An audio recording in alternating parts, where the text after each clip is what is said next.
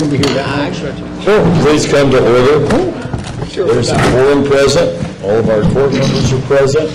The legal notices have been posted and the court is duly called. Is there a motion to close the July term? So moved. Second. All those in favor? Aye. Aye. Motion carries unanimously. Is there a motion to open the August term? So moved. Second. All those in favor? Aye. Motion carries unanimously. Bailiff will please open court. All rise. The Dallas County Commissioners Court now is in session for the month of August 2014 term. With Honorable Judge Jenkins presiding, please remain standing for the invocation. Invocation today will be given by a guest of Commissioner Garcia. Thank you, Judge, colleagues, members of the audience. Good morning, and it's my honor to introduce today our someone that has been very active in Grand Prairie for many years. He is Kevin Krajewski. He's the director of the Praying Church Institute, whose mission is to equip local churches to develop their own vibrant worship-based prayer meetings. Kevin has been very involved, as I say, with the Grand Prairie Chamber of Commerce, creating awareness of economic development opportunities within the city of Grand Prairie. Kevin lives in Grand Prairie with his wife and 4 children. Mr. Krajewski, thank you so much for being with us today. Dr. Garcia, all those who would, please join me in prayer. Our gracious Heavenly Father, thank you so much for Dallas County. Thank you for this great nation in which we live. Lord, thank you for the great summer weather, and thank you for all the blessings you've given us. Lord, we ask you for wisdom. Lord Jesus, you said that a house divided against itself cannot stand, and that's why our forefathers wrote, united we stand. So we pray for that unity today in our government. We pray for that unity in all levels. And Lord God, we just need you in our nation. Lord God, we love you, and we ask you to come and be a part of today's proceedings. Let it go smoothly, and let everything be according to your will and your plan. We ask all these things in Jesus' name. Amen. Amen. Thank you. And our first resolution today will be given by Commissioner Daniel. Well, thank you very much. And as Dean Ferguson and others from the University of North Texas New School of Law come forward, I'd like to just say that I am so pleased to be sitting here and welcoming and talking about the new law school that is the public law school within the city of Dallas, down here downtown. That what it says as far as access to future law students and lawyers in this area, of affordability, of just the whole public attitude, the publicness of this new law school is so commendable. Would also like to say, too, that it will not only allow that access and increase diversity, but I'm looking forward to the relationship with Dallas County, because being associated with the public sector with an emphasis on what future lawyers can be doing and that expansion of the definition of what lawyers can be doing is something I'm just very excited about and looking forward to. And so now we will talk about what this resolution says. Be it remembered that at this meeting of the Commissioners Court of Dallas County on this 5th day of August 2014, whereas the Dallas County Commissioners Court congratulates the University of North Texas Dallas College of Law on becoming Texas's 10th law school, the 3rd law school in Dallas-Fort Worth, and the only public law school in Dallas County. And whereas UNT Dallas College of Law welcomes its inaugural law school class in the fall 2014 with its mission of 5 key goals: access, preparation, value, innovation, and community. And whereas UNT Dallas College of Law provides access to a legal education for persons who have the potential to become excellent lawyers but might not otherwise be able to have such an education. And whereas UNT Dallas College of Law serves as a vehicle for diversity in the legal profession by attracting students through a holistic admissions approach and maintaining an affordable tuition structure. And whereas UNT Dallas College of Law distinguishes itself as part of a legal education movement that focuses on practice-related competencies and readiness to serve clients in the 21st century. And whereas UNT Dallas College of Law provides legal training for talented students in the Dallas-Fort Worth area so that promising students remain in Dallas and become contributing members of the Dallas County community. And whereas UNT College of Law will partner with Dallas County to provide internship experiences in the public sector. And whereas UNT Dallas College of Law will distinguish itself as a public institution that trains lawyers who understand the need to provide legal representation to underrepresented communities, including the middle class and small businesses. Now, therefore, be it resolved that the Dallas County Commissioners Court does hereby recognize the University of North Texas Dallas College of Law for embracing the concept of a more affordable and accessible law school that benefits the North Texas community and businesses. And I so move. Second. All those in favor, signify by saying aye. Aye. Aye. Aye. Any opposed? I hear none. Motion carries unanimously. And I'd like to introduce Dean Ferguson, the first dean of this new law school. And would you like to introduce those with you and maybe say a few words? Yes, thank you so much. I'm Royal Ferguson, the dean of this new law school. To my left is Ellen Pryor, who's the Associate Dean for Academics, and to my right is Courtney Harris, who is our Assistant Dean for Career Development. We are delighted to be here. We appreciate so much this resolution. We look forward to working with Dallas County. We look forward to our students working with Dallas County, and we will open with our convocation this Sunday at the Majestic Theater. You're all welcome to come. Thank you so much. Well, thank you for allowing us this opportunity to do this, because it just, as obviously, gives me great pleasure in the partnership that we will be forming and the emphasis on the public side of what we do as a community. And more importantly, I mean, first of all, I want to thank Commissioner Daniels for reading this resolution. As someone that, I'm not going to say my age because it's public record, but I remember that when I was with Senator West, the guy who said we needed to have a public law school right here in North Texas, in Dallas. And that was one of the things that he was going to do. And here it is, more than 12 years later, it's a reality. So, congratulations. I know you're going to be working on the certification on the first class. That is going to be a diverse class that, will represent other interests that usually lawyers go into. So I'm excited about that, and looking forward to working with all of you. Thank you so much.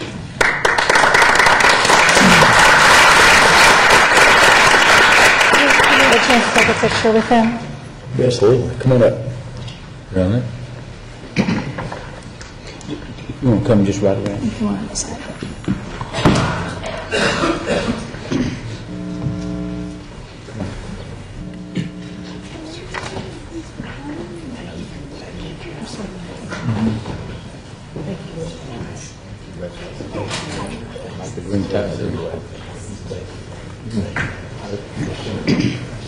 You and two folks did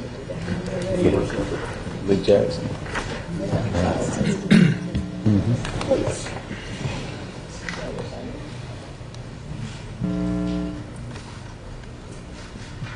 This is the first time I've ever been seated while a federal judge is standing. It's a weird feeling. I feel like I better stand up.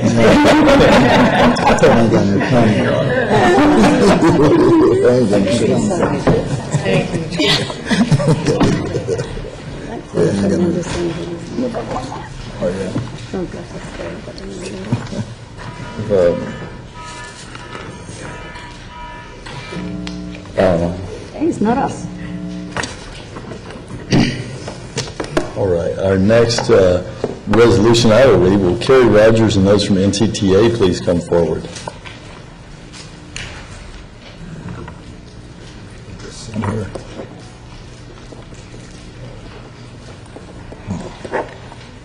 Right.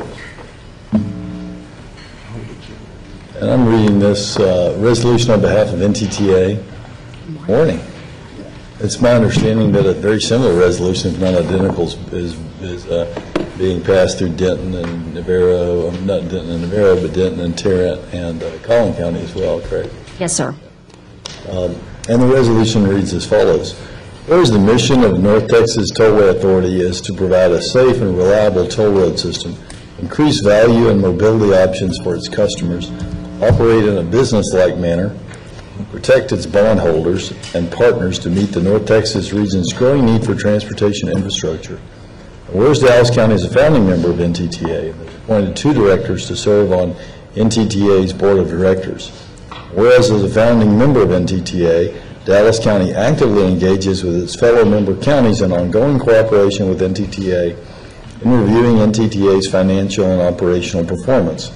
Whereas NTTA is partnering with its member counties to develop a legislative program and achieve its missions and goals to serve the North Texas region.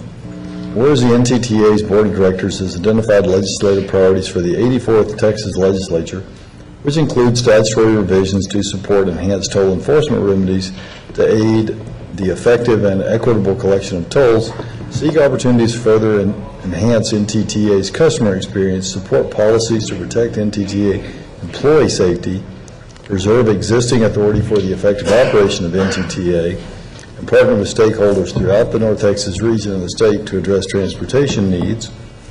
And whereas NTTA also wishes to further regional collaboration as a result of the recent completion of the Chisholm Trail Parkway into Johnson County by creating the NTTA Contiguous County Advisory Committee, as well as advancing legislation to codify the CCAC and effectuate related statutory changes as part of its legislative goals. And whereas on July 14, 2014, the Johnson County Commissioners Court adopted a resolution in order approving and supporting the formation of the operation of the CCAC and introduction and passage of the CCAC legislation. Whereas on July 16, 2014, the NTTA Board of Directors adopted its legislative goals for the 84th Texas Legislature. Now therefore be it resolved, the Dallas County Commissioners Court hereby support the legislative goals adopted by NTTA's Board of Directors on July 16, 2014, and the formation and operation of the CCAC and the introduction and passage of the CCAC legislation, and I so move. Second. All those in favor signify by saying aye. Aye. Aye. Any opposed? The ayes have it unanimously. Thank you. Thank you. I also want to thank the county judges of Johnson County, Judge Harmon, and Tarrant County, and Judge Whitley, Judge Horn from Denton County, and particularly Judge Self from Collin County for working so hard to come up with a fair compromise for the inclusion of Johnson County in our entity moving forward. Pleased that we were able to get that resolved in a friendly, collaborative way, and a few lunches at Olin Shanks. Ms. Rogers, I supported it reluctantly. I still have my issues, and so I did support it. I understand, sir. We appreciate your support. Judge, a point of personal privilege, I have as my guest today Blake Clemens, who is the Mayor Pro Tem from the town of Addison. So welcome. Okay. All right. Next, we have the consent agenda. Is there a motion on the consent agenda? So moved. Second. Judge, if I could ask the auditor, were there any, I didn't see any payments on the voter ID lawsuit? Okay. And Judge, under, I'd ask Ms. McCullough under 2014-051-6433, does that also include the emissions task force as well in that group? Includes all the There have been, they have the right to utilize, they have grant money to pay for it. well, my issue with that is that they may have the grant money, however, a number of individuals assigned to that particular program basically have to rely on their appointed designation for their uniforms, and there have been some challenges. And so I just want to make sure that, and and I know the sheriff's department, like I said, while it's under the sheriff's umbrella, those individuals come from various precincts, and there have been some challenges with that. I did bring that up to the sheriff. I know she's aware, but I want this contract to address that, all law enforcement. Okay? Call the question. All those in favor signify by saying aye. Aye. Any opposed? The ayes have it unanimously. I will now take a motion on the bids. I'd like to separate those if we could into separate votes, but could we Move the bid number 2014-05 to 6434. That's the number one bid for purchase of food trays. Any discussion? Hearing none, all those in favor signify by saying aye. Aye. Commissioner Cantrell. And then there's the second bid. Is there a motion on the second bid? So moved. Is there a second? Any discussion? Hearing none. Second. Second. They're catching up. Commissioner Daniels, second. Commissioner Cantrell did the motion. All those in favor signify by saying aye. Aye. Show me in the negative, nay. The motion carries 4-1. Next, we have a public hearing. Judge moved to open the public hearing on the CBDG and home objective proposed use of fundings and ESG for FY 14-15, the 2014 annual plan. Second. All right. Motion or second? Motion has been seconded. All those in favor signify by saying aye. Aye. Mr. Lesberg, can you take us to the hearing? Yes, sir. This is the second of two public hearings we're required to conduct as we try to allocate the 2014 federal funding that we will be receiving for home and CDBG. On July 1st, the Commissioners Court was presented with 19 proposed projects in 13 cities that would be funded with these funds. We've also posted a public notice in the Dallas Morning News summarizing each of those projects and kicked off a 30-day public comment period for people to provide comments with. That period will expire this week. Of course, if we receive any comments afterwards, we'll certainly consider them. We are required to finalize our decisions by August 15th and forward those to HUD. We are anticipating having a formal court order on the court's agenda next week to finalize those projects. Purpose of today's meeting is really to see if there's any other comments or suggestions or input provided by the public. Thank you. Are there any speakers? Are there any speakers? Are there any speakers? Hearing none, I'll take a motion to close the public hearing. So moved. Second. All those in favor signify by saying aye. Aye. Any opposed? Hearing none, motion carries unanimously. We'll now consider court orders 1 through 30. Is there a motion on court orders 1 through 30? Second. They're catching up. Second. On J1, did I read the EEO1 right on that? Which one, Commissioner? J1. Okay. That is correct. We are contracting with an authorized affiliate of the Mercer Group. Mercer Group is incorporated in Georgia, but it's an authorized affiliate that we are contracting with, so there's only one. You seconded something that nobody moved? One individual, yeah. But it's one individual. Let's back up for a second. I think you may have seconded something that no one moved. So did anyone want to move those court orders? I thought you did. I thought it was. You should. No? Well, if someone would move the court orders, I think, if you would like to move them. Second. I second. I guess I moved. Okay, so she's moved. Okay, so now we have a motion and a second. Please continue, sorry. Okay, so basically, J1 has one individual.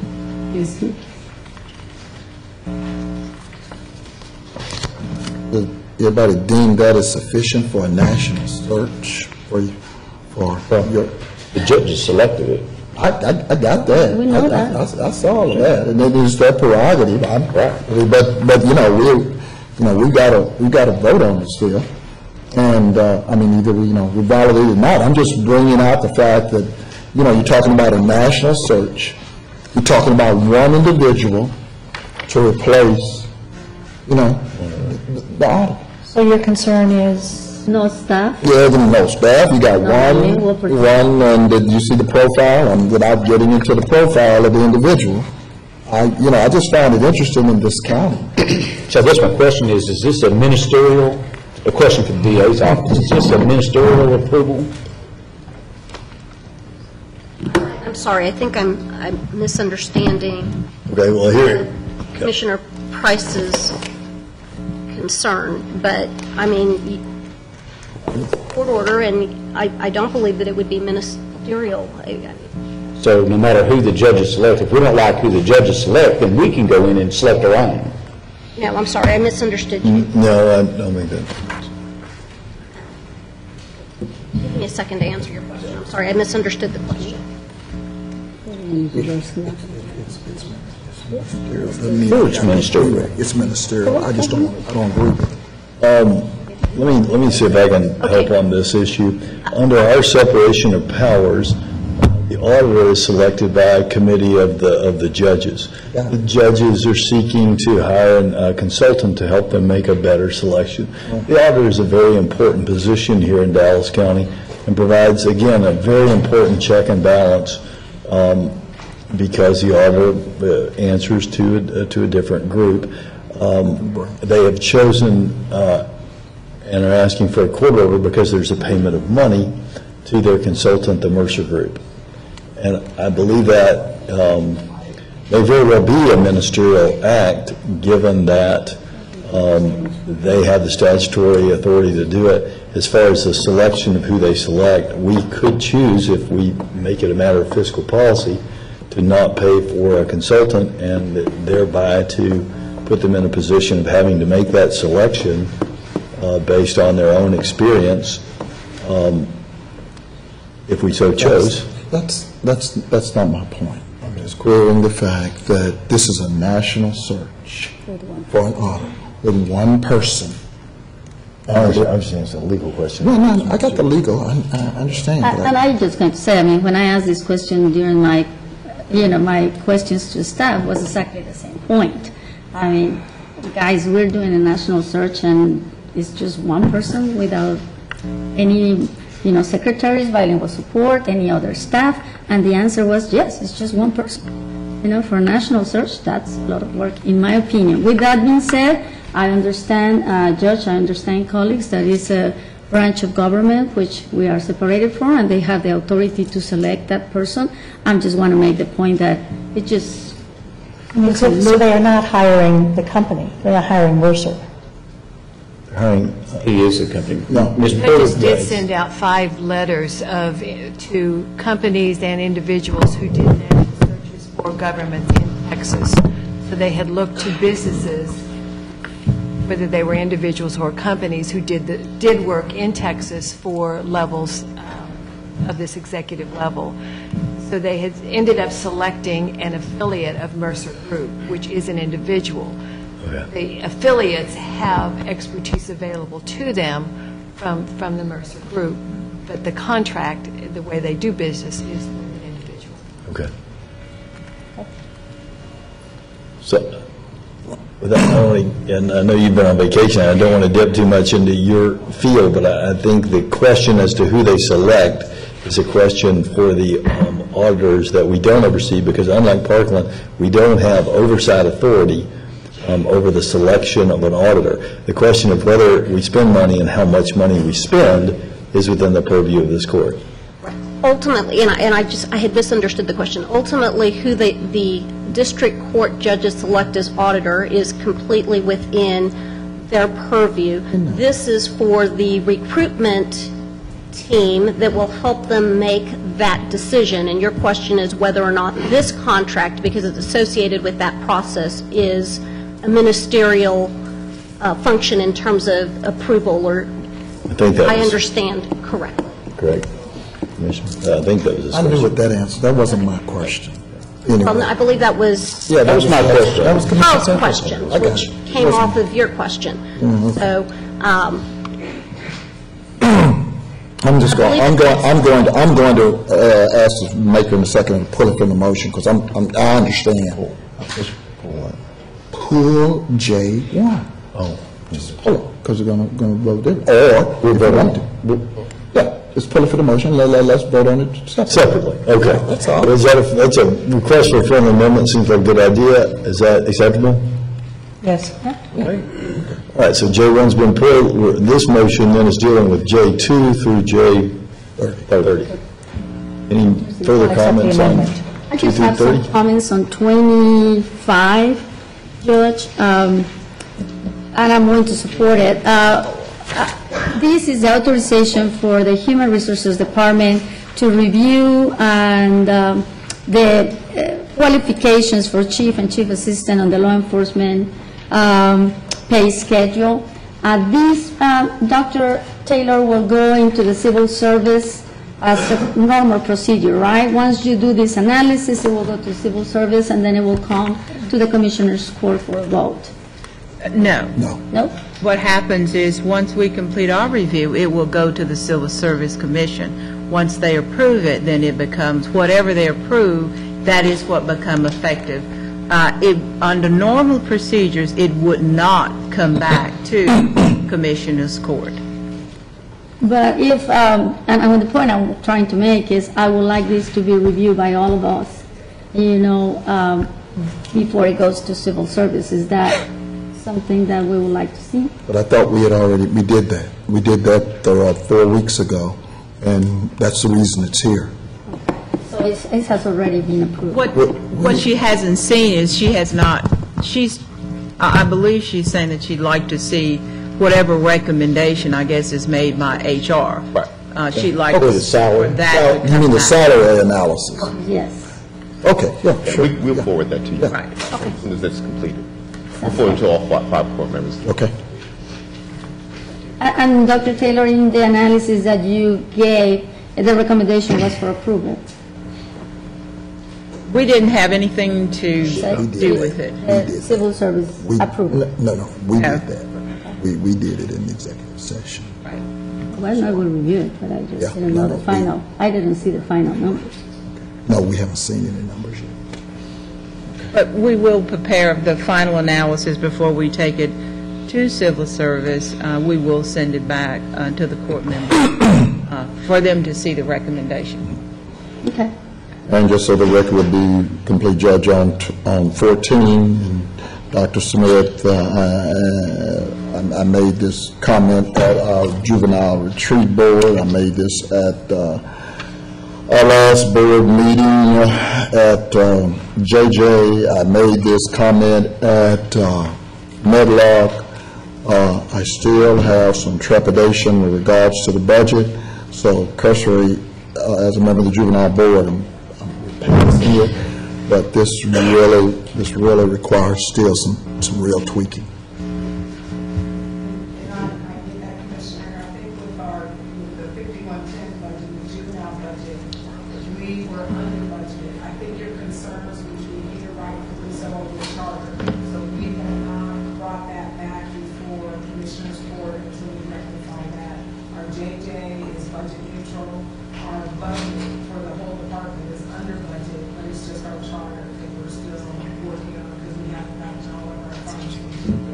Yeah, but the JJ board meeting, I brought up the whole residential, the other budgets associated very well. And so, that's...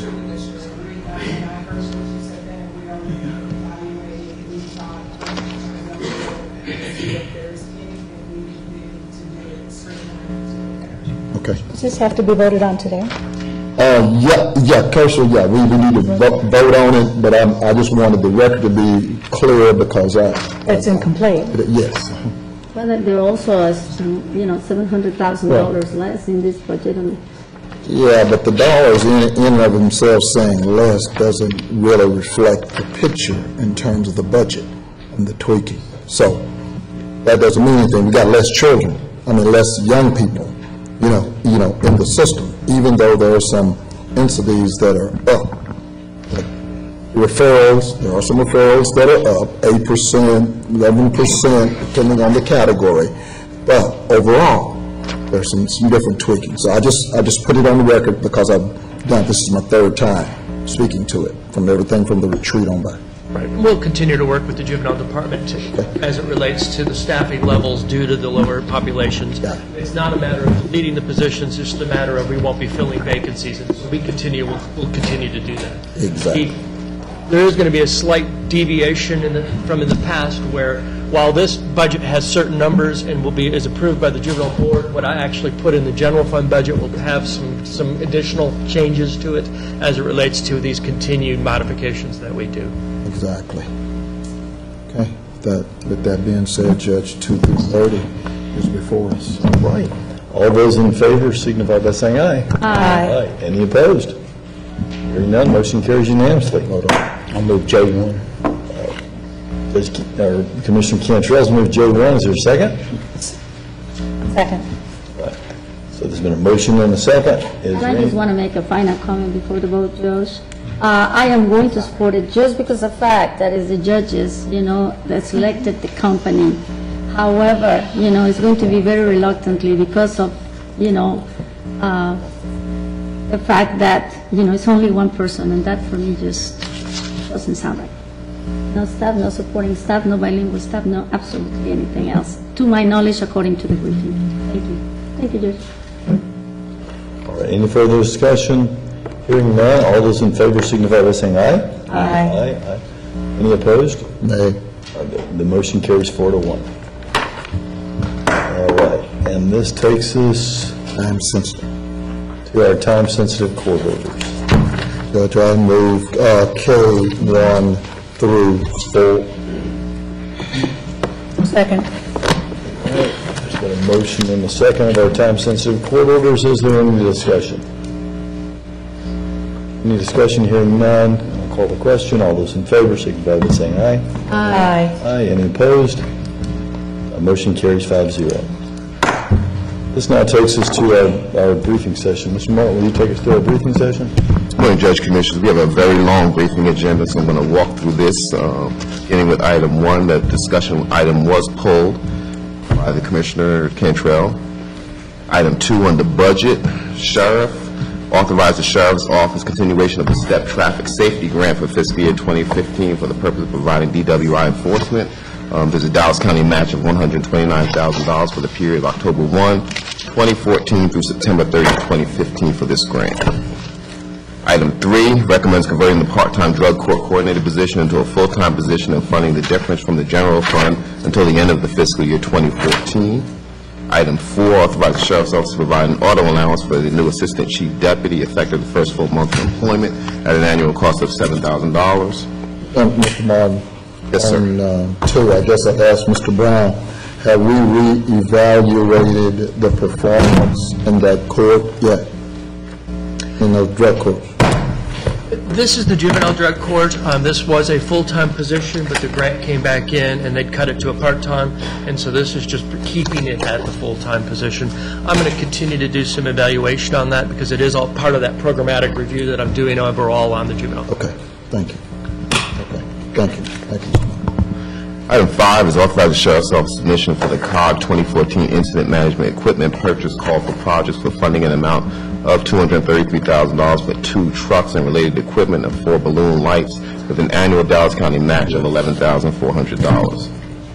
Item 6, authorize the Sheriff's North Texas Auto Theft Task Force to accept the Texas Grant Award in the amount of $1.2 million for the purpose of continuing the auto theft operation from September 1, 2014 through August 31st, 2015. Item 7, under elections, you have a very long briefing here, and I understand Mr. Hurd dropped off some additional information to the court members this morning regarding that. I'll read through this recommendation and see if there's any questions on this one. Recommends the Dallas County Commissioners Court approve the attached list of election judge and alternate judge appointments for the 2014-2015 term, and recommends approval of the attached list of early voting presiding officer and alternate presiding officer appointments for that term. And it should, I'm sorry, you're continuing. You want to ask a question on this piece, or? Yeah, well, No, you're continuing. Yeah, there's a bunch of recommendations. I want to make sure you get them all. Recommends that during the selection process, the Commissioners Court continue to use the following policies in your briefings to establish eligibility of appointments. Items also recommends that the Commissioners Court establish the central counting station and appoint the personnel listed for the 2014-2015 term. Recommends the maximum number of election clerks that each presiding judge may appoint for county elections is 7 clerks, in addition to the alternate presiding judge, with the actual decision regarding the number of clerks allowed resting with the county elections administrator and varying according to each type of election and size of the voting precinct, and recommends that the hourly pay rate of Dallas County's election judges and clerks be increased to $11 per hour for election judges and $10 per hour for alternate judges and clerks, not to exceed a maximum of 14 hours. This increase would be borne from general fund budget under operating expense total 1020, and that is the full recommendation on that.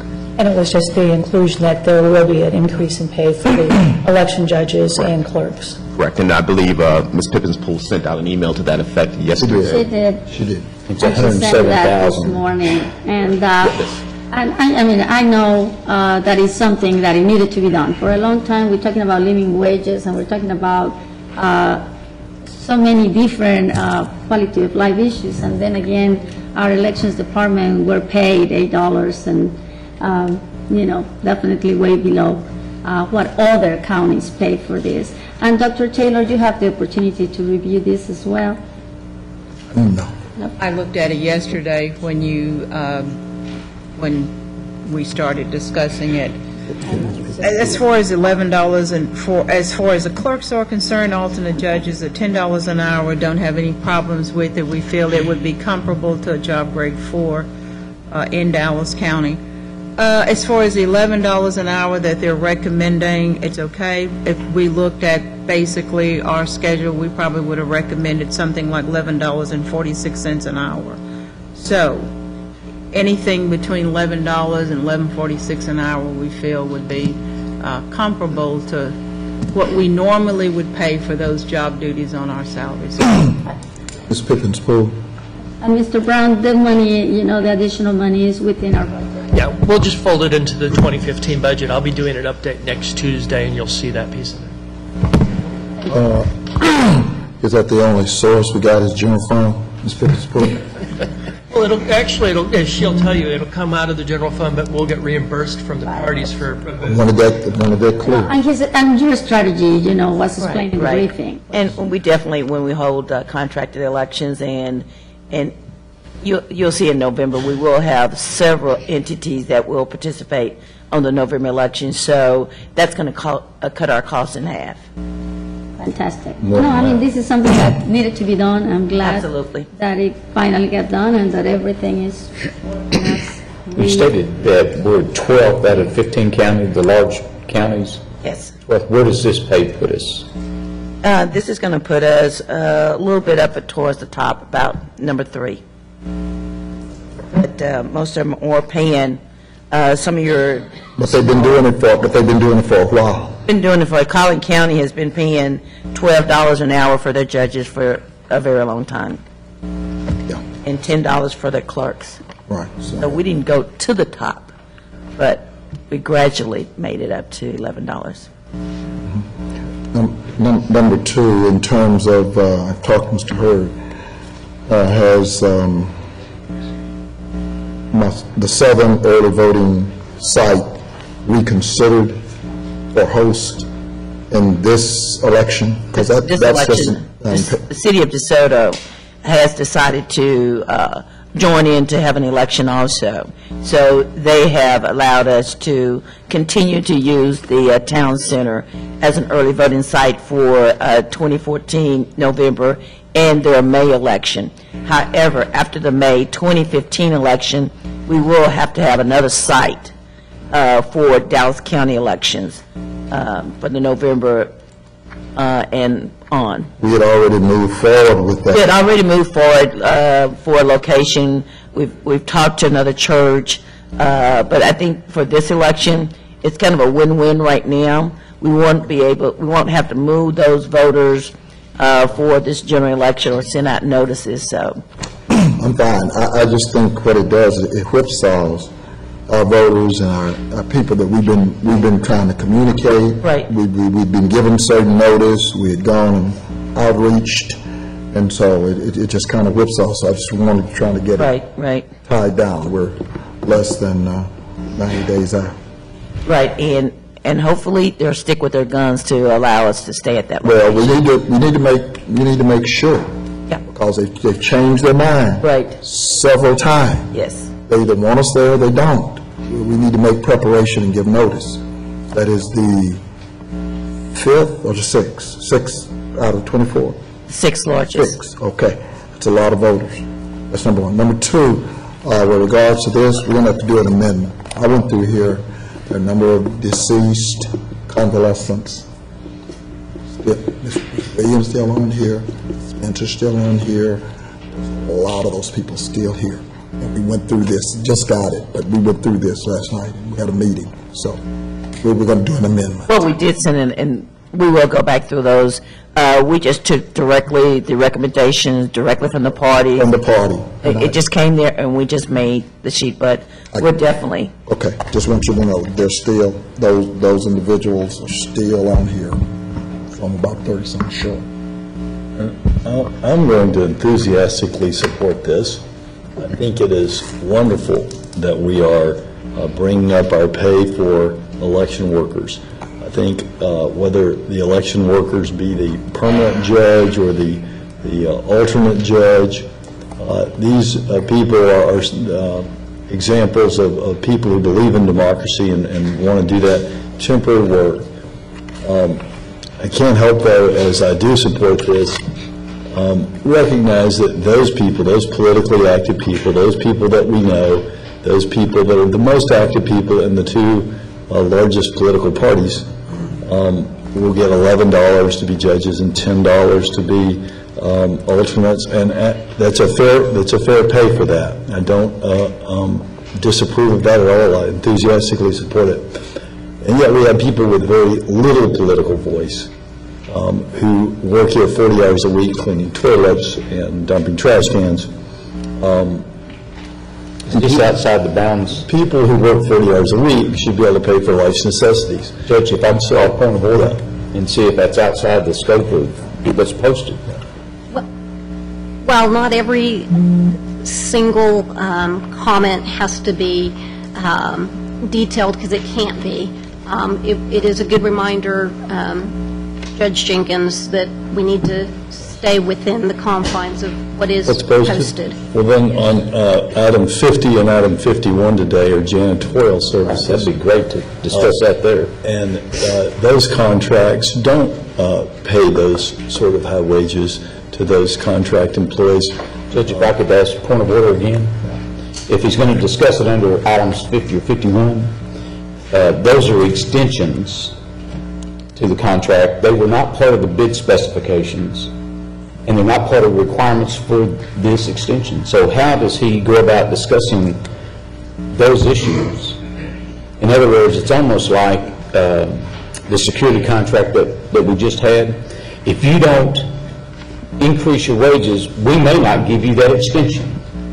And Judge, I don't think that's proper for this court to do that. And that's exactly where this is heading. You saw one company that's already adjusted their rates so they could get the contract with Dallas County, and now you're going to say, based on what you say in open court today, are they going to say, well, if we're going to give an extension, then we've got to raise our rates? That's not part of, that wasn't part of any of the bid specifications whatsoever, and not part of the discussion. Let me remind the court that was in a different session of the court. We're in a briefing session of the court, so it's not a problem. And I'm making comments as to things that are on today's briefing session of the court. And the comment is just simply this. I'm mindful that, as I am pleased that these people, and this is an important amount of money, some of these people are on fixed incomes, a lot of them are senior citizens. It's also important because we need to recruit people to deal with an increasingly technologically and computerized election system. But at the same time, I can't help but note that these people of relative political power will get $11 and $10, as they should, for this work that they're doing. What does their political power have anything to do, Judge, with what they're going to get paid? Well, people with limited power and a limited voice continue to make below a living wage. People that work 40 hours a week should be able to pay for life's basic necessities and pass on some sense of optimism to their children, which is difficult to do when you have to work 3 jobs to make ends meet. That's my point. Well, and my point that I'm making, Judge, is we're going to be voting on these contracts next week. And so are you telling these individuals under bid items 50 and 51, court order 50, briefing item 50 and 51, that if they don't pay a living wage, that you're not going to vote for the extension of their contract? I sure hope that's not what this court is telling these vendors. What I am saying, Commissioner, is that if you work full-time, you should make enough money to pay for life's necessities. If you make $7.25 an hour, it is next to impossible to pay for life's necessities, and you do not have the ability, because of our state's decision not to expand Medicaid, to afford health insurance. People without health insurance are one accident or one illness away from insolvency. So what I'm saying is, as we go out on the stump and we talk about the economy, and we're so proud of the rebound that we've seen here in Dallas County, and it has been one of the strongest rebounds over the last 3 years of any place in America, and that's great, but there's a lot of people that are participating in that, and many people like to tell me in the last few weeks, as I reached out on another issue, that we have needs here at home. Well, this is a need here at home. Our middle class is shrinking. People in poverty are growing. We need to stand up and speak. If we're going to speak truth to power, we need to start off by speaking truth to ourselves. And the truth is that if people work for Dallas County, and they work full-time for Dallas County, however you want to call their employment relationship, I believe they should make a living wage. So what I understand, Judge, is the political stump speech. It has no intended outcome or effect on the contracts for next week on the extensions. Would that be fair? I sure hope that as we speak about a living wage for the contract employees and for more people in Dallas County, that those words ring more true and have more of an effect than just another political stump speech, because I didn't take this job to make political stump speeches, Commissioner. Well, did you take the job to coerce vendors to increase their bid so they can get the contract extended? I took this job because 10 years ago, 18% of our people were in poverty in the city of Dallas, and now 24% are in poverty. Because 39% of our people live south of 30, but only 17% of our taxable value is south of 30. Because the way that we have built the economy in this county is an unsustainable model. And if we don't do something about that, and we don't address our shrinking middle class and the people that are on the fringes of this economy, some of whom are on there because of the decisions that past elected officials have made to do away with the benefits and the retirement and shrink the wages of people who work at Dallas County,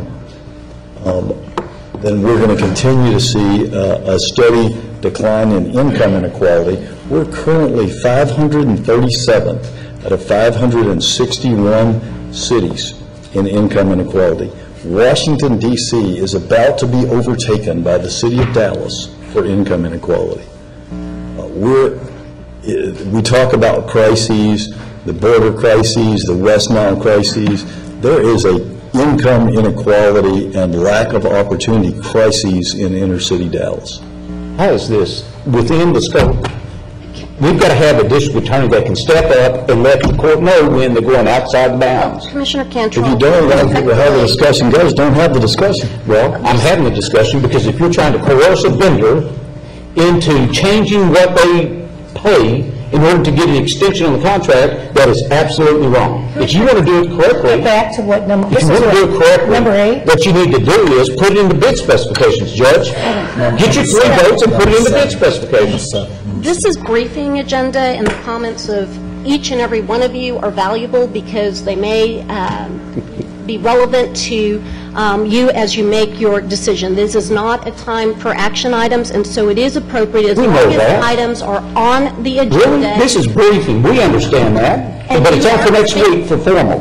Is that Well, correct? I don't believe that... Is it on for what- formal? Yes, it is. Okay. Well, I don't know whether it is. It's intended to be on for next week Right. because we do things in a 2-week session, so it may very well be, it may not be. All right. However, having... I sit right here. Yes, sir. And listen to the judge do the same exact speech with regards to the security.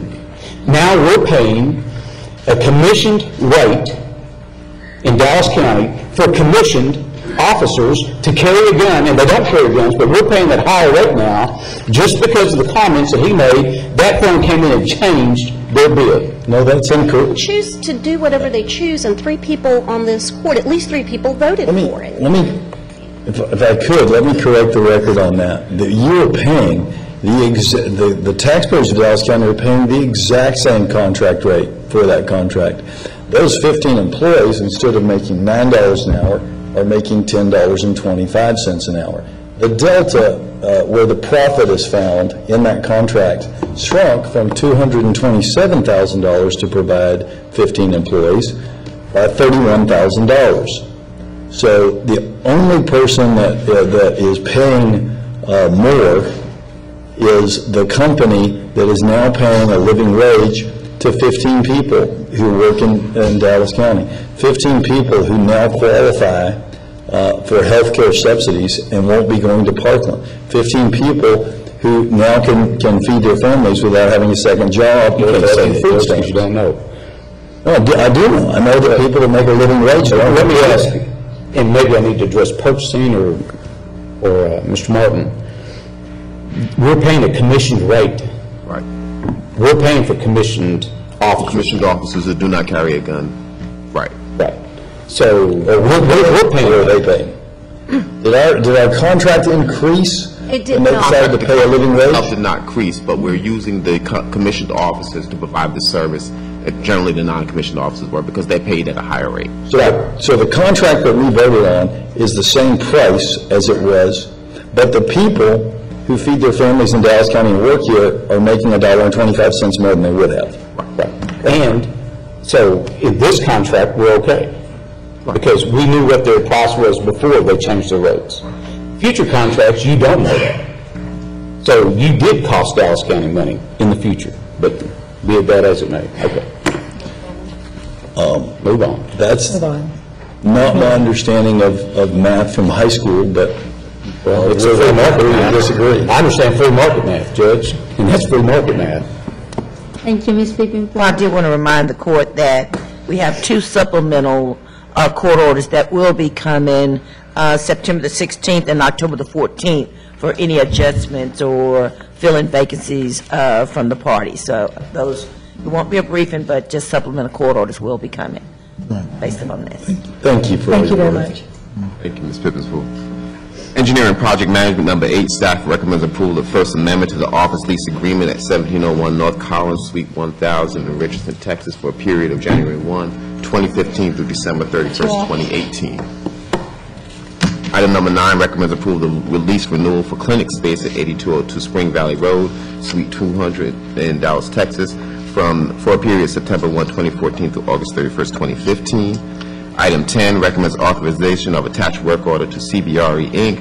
for the disposition of surplus asset located at 5230 Medical Center Drive in Dallas, Texas.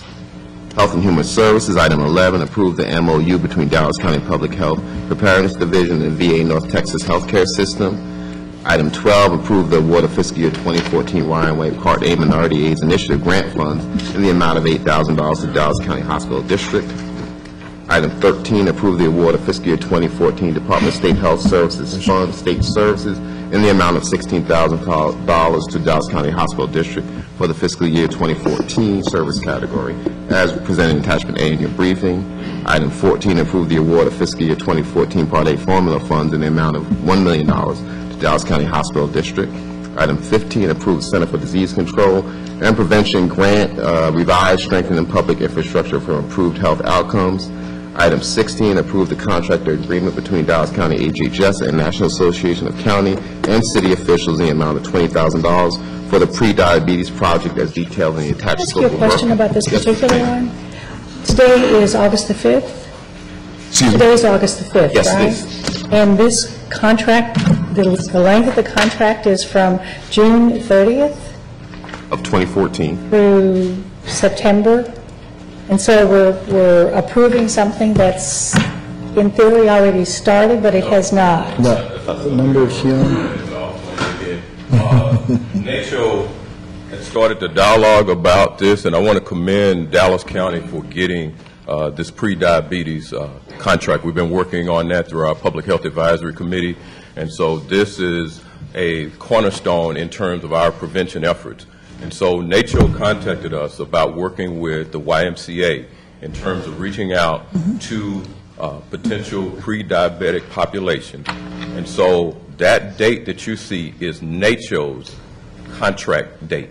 And so we're bringing the court briefing today, which will be our effective date. So that's always in all contracts. You can't get it any clearer than that. They have a contract period where they receive the money, and that's that June 30th. We have a time frame up to the end of the contract, which is September, the end of September, to expend the money. So we're not starting anything. Okay, and there will be no problems in completing the contract within the shortened time frame. That's all contracts. That's always been the history of Dallas County. They have a date, and then they'll come back and say you can bill back to that date if you incurred any expenses. In this case, we hadn't incurred anything. We begin today as an effect. Oh, I also do commend being diabetic of having the pre-diabetes community education. In history I've never briefed a contract after it started, so I wanted to make sure that was clear. Okay, thank you very much. Appreciate it. And Mr. Thompson, on 12, 13, and 14, thank you. Hopefully I responded to all the court members and their staff this morning, that explanation, and it was appropriate given the funding.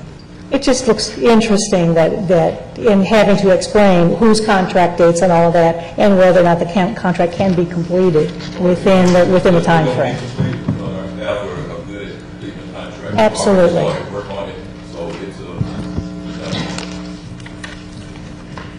Okay. Item 17, under Health and Human Services, approve the agreement with the University of Texas at Arlington School of Nursing. Item 18, approve the agreement with Dallas MetroCare Services. Number 19, recommends the Commissioner of Court approve estimated funding of $3,500 for the purchase of 200 equal employment opportunity posters to be distributed to all Dallas County departments for posting in designated areas. Information Technology, number 20, approve and authorize the purchase of up to 160 hours of professional services from Flare Data Systems at a contract cost of about $21,000 in order to support Microsoft Exchange 2010. 21, recommends approval of the Austin Ribbon and Computer contract for Austin Amin. Authorize the Office of Information Technology to proceed with the establishment of a professional services contract for the period of August 13, 2014 through November 12, 2014. Juvenile. There's about 200 items here. Number 22, approve the Dallas County Juvenile Board's recommendation to proceed with the contract with Family Functional Therapy, LLC, to continue Phase 111 and Phase 11 consultation and supervisor training. Item 23, approve the memorandum of understanding with NAMI, Dallas, Inc. 24, approve the Juvenile Department of release of a request for proposal for non-residential contract services for 2015. Item 25, approve the Juvenile Department's request to renew the interlocal agreement with Victoria County, and there was a couple of questions on this. Did you get those answered, Doctor? What is the research division? Is that part of the juvenile department or of the... on number 25? Yeah, this is number 26. 26. 26, let me read that one real quick. We established a research department. Oh, I'm sorry. Yeah. We want 25 to Victoria County. No, that was... right, no, okay. That did get answered. Thank you. Okay, and 26 was the Juvenile Board's recommendation to proceed with evaluative tools for use in evaluating non-residential programs. You did have a question on that. Well, I was a little confused on whose research division? Is that from juvenile? That is the juvenile division headed by Dr. Kara Sutton, and overseeing with a variety of other people that are also on that committee. For any proposals that come through for our evaluative tool that we send out in evaluating our programs, we put this in place. Thank you very much. Item 27, approve Dallas County Juvenile Board's recommendation to proceed with MOU with Goodwill Industries. Item 20. I have I looked at this item last night again, and I think this is such a good idea about mentoring, kids, in needed areas, Commissioner Price. And I know that, I noticed in this item that it's, in District 3, how many mentors are we talking around here? It's about 2,400 kids who they're looking into mentoring. Yes. Goodwill is located in District 4 in West Dallas. Would you accept a friendly amendment to include 75212? And I don't know, probably Pleasant Grove 75217. 75217 has some kids that could use some mentoring also. That's not a problem. We could accept that friendly amendment and adjust, but I think that In your points well taken, this isn't the only one we have for mentors. We have mentors that are throughout our department. Goodwill this is a pilot for them, and they picked this specific target area. But Commissioner, we're partnering with Judge Jenkins and the initiative for families.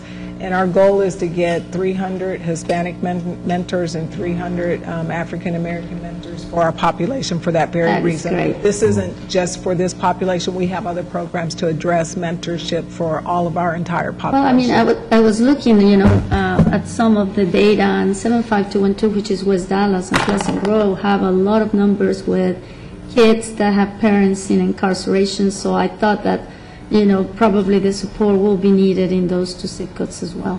And what we look at, Commissioner, is our highest referring zip codes. Our resource fair that we're having on August 16th is for the highest numbers of youth coming from 5 separate zip codes, and 212 is not one of them, which is a good thing, but we're trying to adjust the needs of our highest referral areas at this time.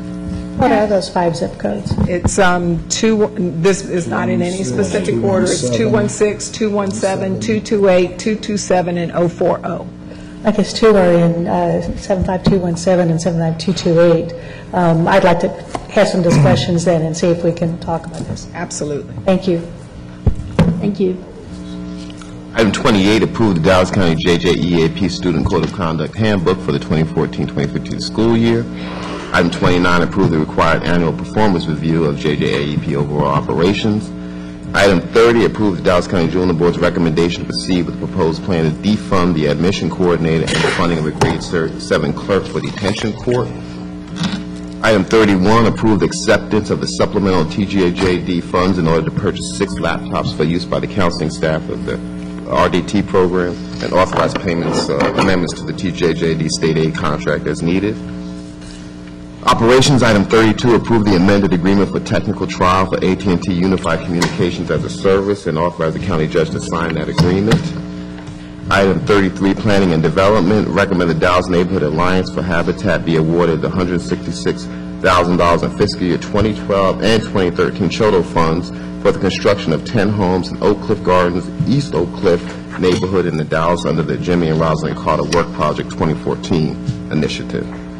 34, recommend the county provide a 10-year, 75% abatement on real property and a 50% abatement on personal property for the construction of a regional distribution facility in Wilma for Procter & Gamble. Public Works, number 35, approve the Dallas County Utility Relocation First Amendment between Dallas County and Garland Power and Light. Item 36, approve the City of Grand Prairie as trustee to advertise the parcels of land described in attached Exhibit A for sale by public sealed bid. Item 37, authorize the award of amendment number 3 to Pacheco Coach Consulting Engineers in the amount not to exceed $434,000 for primary design service on Spring Valley Road project.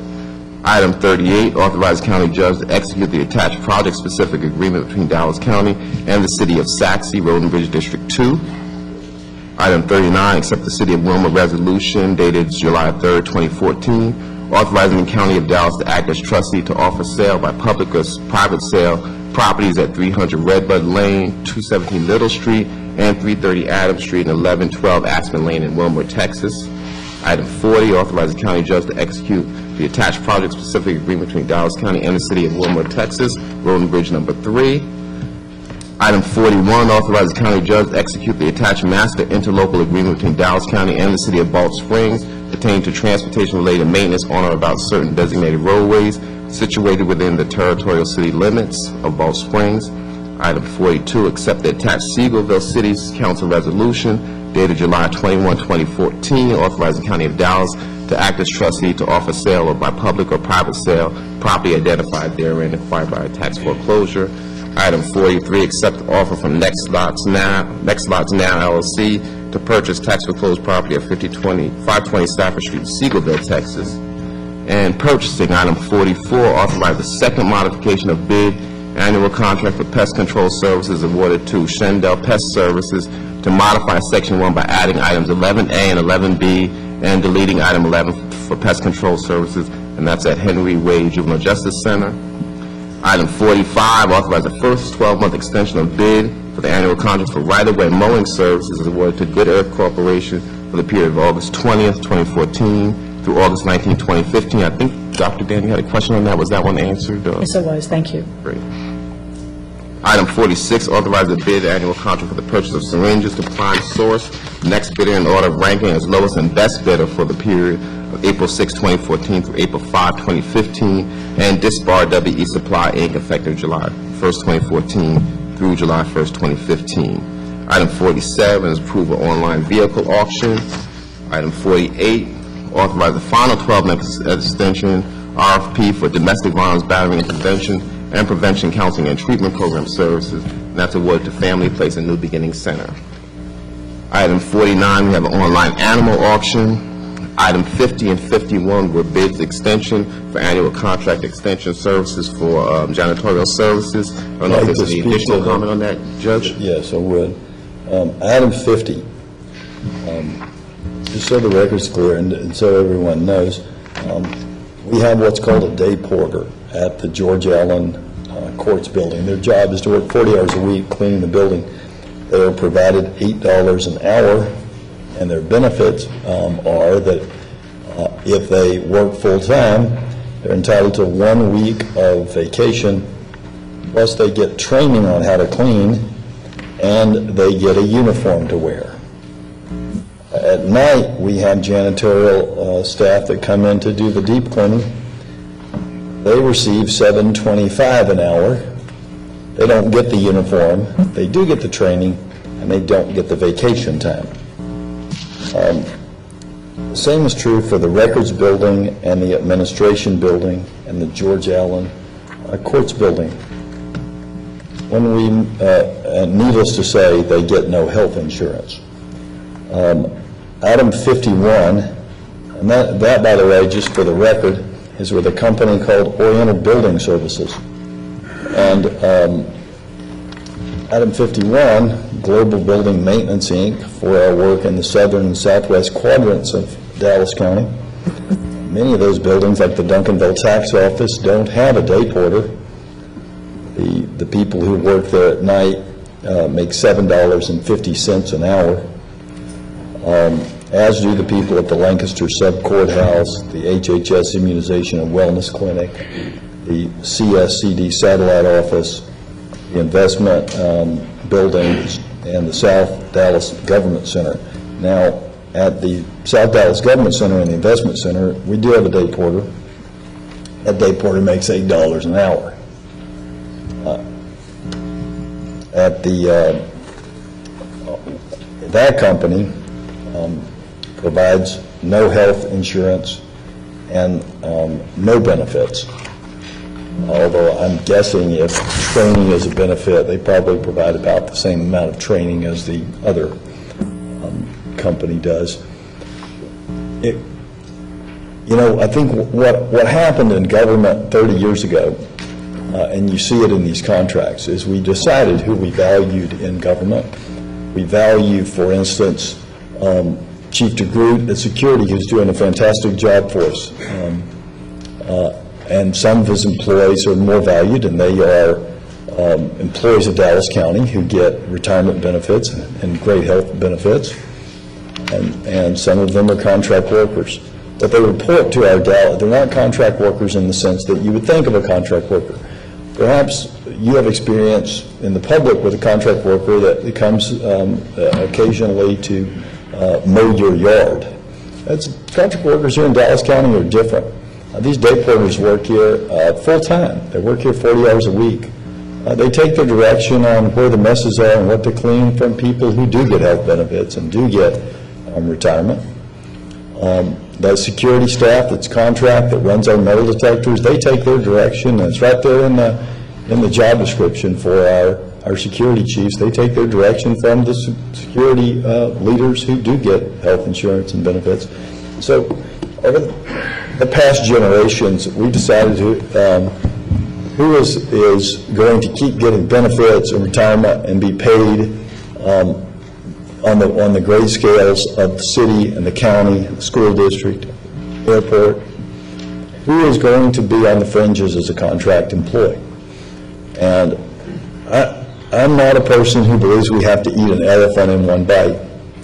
But I am a person who believes that if we are going to stand up in meetings and talk about poverty in Dallas County, and we should be, because we're 537 out of 561 cities on income inequality, then we have to have our own house in order.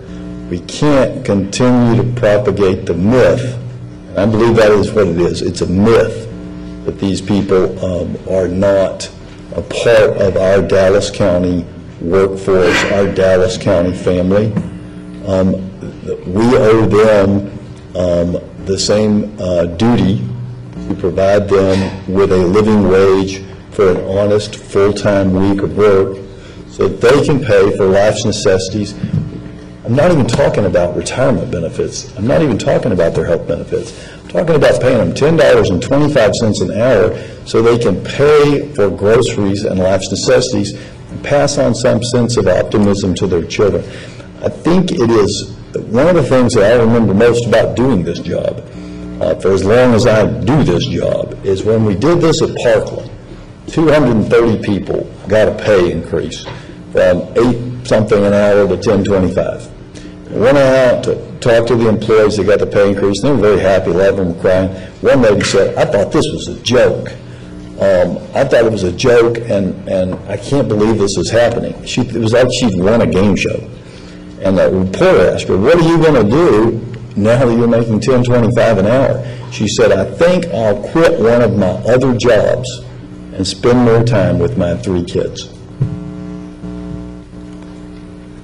We need to look at what we're doing here in Dallas County. Dallas County is not a follower.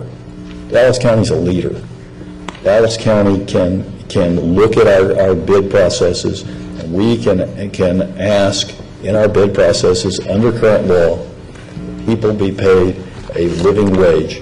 We're going to keep this contract employee situation going in Dallas County for things like full-time metal detector screeners and day porters.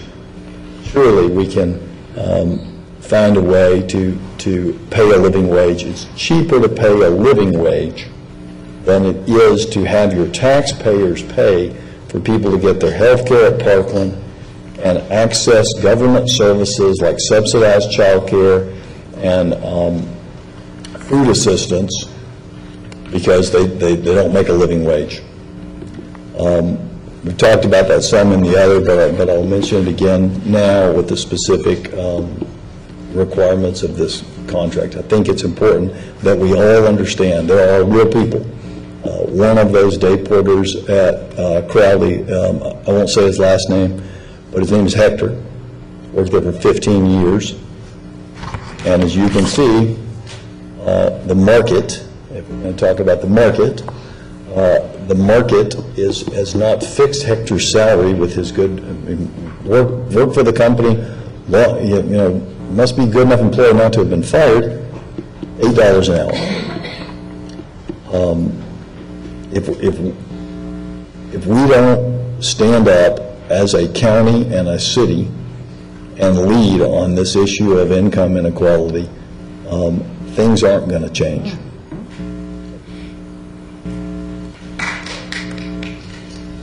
And let me just ask something. These two contracts are extensions, correct? Correct.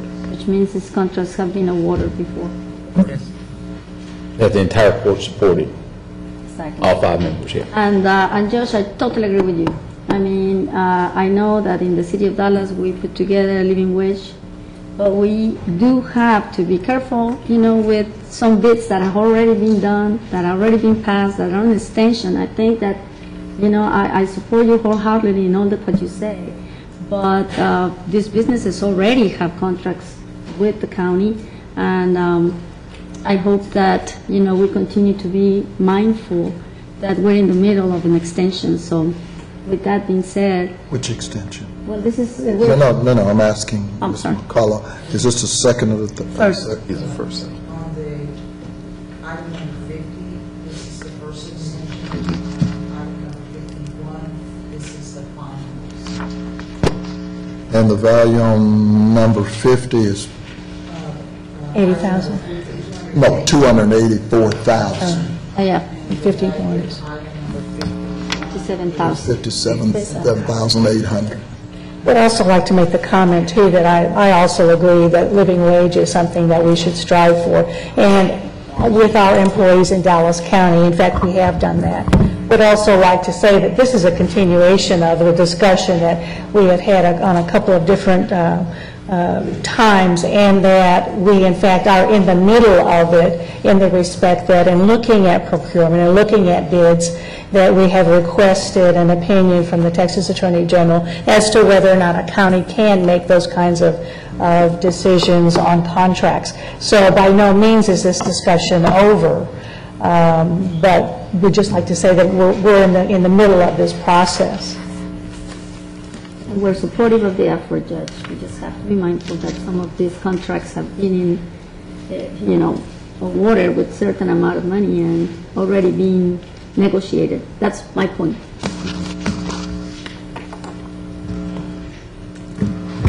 Dr. Dane, I wanted to go back to item number 30. I just have a really quick question. I'm sorry that we had already gone by, and this is the defunding of a admission coordinator and funding of grade 7 in the juvenile department.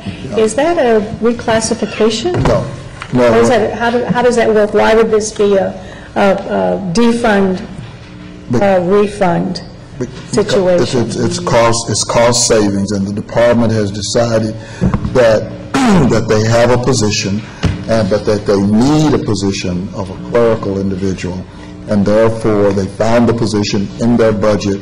They're defunding it, and there's a cost savings to the department. It would be a deletion of an admissions coordinator, which is actually found in the cost center of the detention center, right, and a recreation of a new clerk position, which would be or a totally different department, or a totally different area of juvenile. So it will actually go through civil service. Maddie will bring it to the Civil Service Commission with a creation. But it's a new position. Okay. And be hired as a new position. Okay. Name change, they're the same job.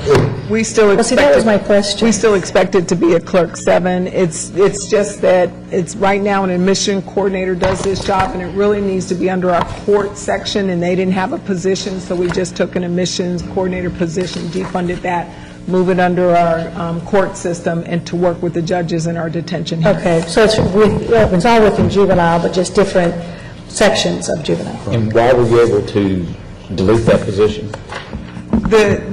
Well, we weren't going to, but currently. Just say JCMS. Yes, you're right. Okay, thank you. You're right. Thank you very much. Thank you. Thank you. Item 52 and 53 is entering into updated contract for tax collection services with Dallas ISD in the city of Dallas. I have 2 bring-ups. One is for 2 staff from HHS's travel to Springtown, Texas for outfitted trucks for the animal control, and there's another for 1 staff member to attend a free training here in the city of Dallas. And I also have a bring-up to clarify that Commissioner Cantrell was not the one being reimbursed for driving to Austin for a tech share, juvenile tech share, what was that thing? That is Christine Payton. And I also would request Commissioner's Court approval to have the county judge assign the advanced funding agreement for a project using funds held in the State Highway 161 sub-account. This is the reimbursement for, partial reimbursement for the Clean Air Program for the current year. If we don't get it signed this week and get it in their hands, we won't receive the fund within the fiscal year. So this will actually be back on for court order next Tuesday, so we have a permanent record, but this was to allow him to sign it beforehand.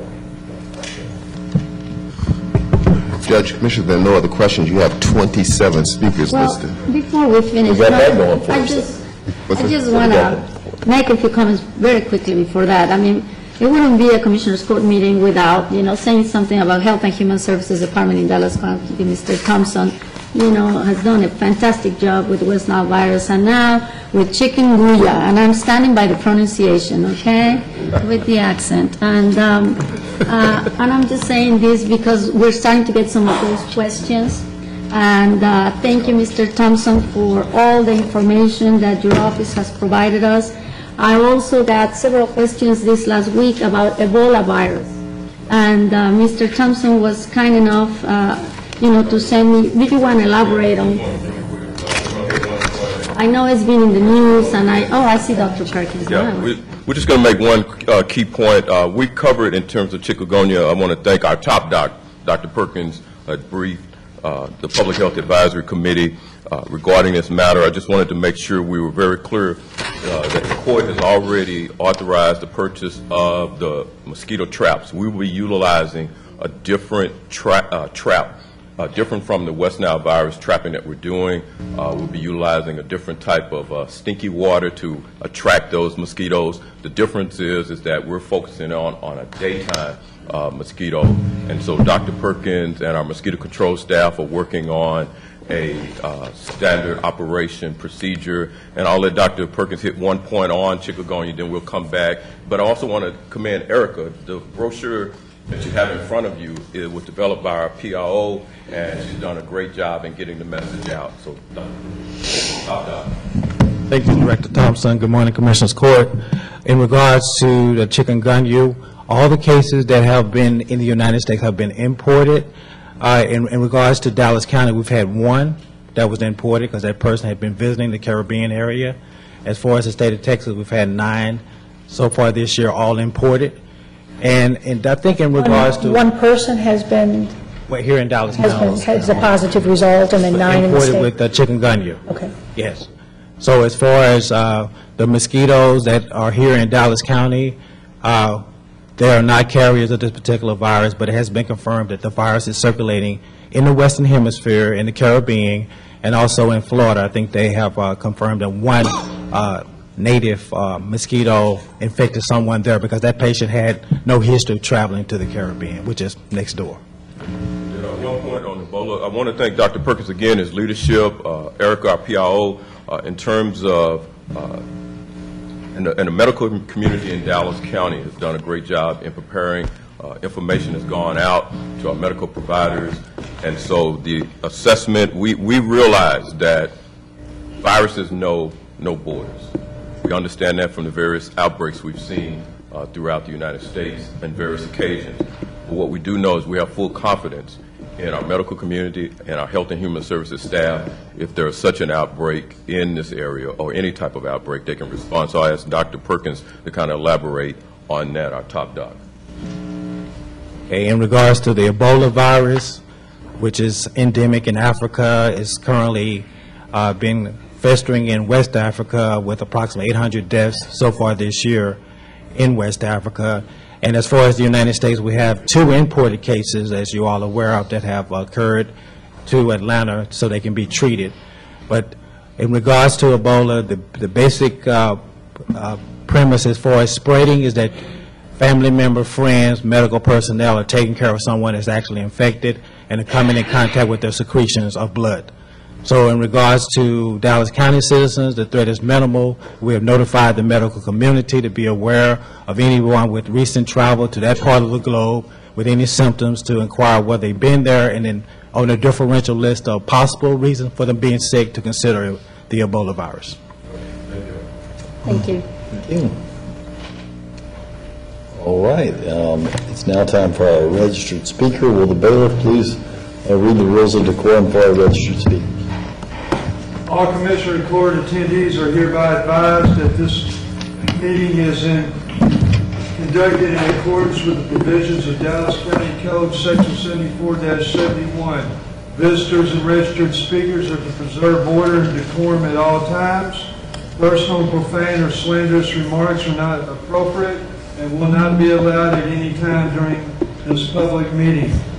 Any and all applause is to be kept brief in observance of time constraints. Disruptive visitors and or registered speakers may be removed and are subject to the penalties provided in the State of Texas Penal Code, Sections 38.13, 42.01, and 42.05. Registered individual speakers are limited to a maximum of 3 minutes, and a maximum discussion on any one topic is limited to 30 minutes. All right, and our first speaker today is Ms. Dolores Phillips. Hi, my name is Dolores Phillips. Thank you, Honorable Judge Jenkins and other commissioners, for allowing me to speak. You have 2 handouts. One is going to be 8 pages. The second one is going to be 12 pages, and I humbly ask you to read this in your spare time for your enlightenment. I'm going to speak about the ongoing corruption down at Dallas Police Department that Chief Brown inherited. Now, the video that they released of October 25th, 2013, this past year has been altered, but they released it to me because the reason they took me to Green Oaks was a premeditated dehumanizing bullying tactic because I'm a minority, speaking of corruption and racism in Jim Crow South Dallas, Texas. Also, it has affected my education to be sabotaged. And I'll talk more about that later down tomorrow at City Council. But what I did want to speak about is the unlawful indictment of Commissioner Price and the others. Now, what they did is because he's an outspoken person for those who are subjected to injustices in Jim Crow South Dallas, Texas, it was inevitable that he had to pay. You can go back through the history of Dallas. It has not been a citizen or a politician that speaks of racism that did not go without retaliation. Now, when you speak of Commissioner Price being indicted, it's no way you can take away the other persons that are involved in those honest business deals. So if you take it to trial, you are opening up Pandora's box to put to war the 1%ers. Mr. Ross Perot Jr. are in those 1%ers. So I humbly ask you to really think about what you're doing, because when you unlawfully indicted him, you wasn't thinking about what you're doing now and what it is going to cause later.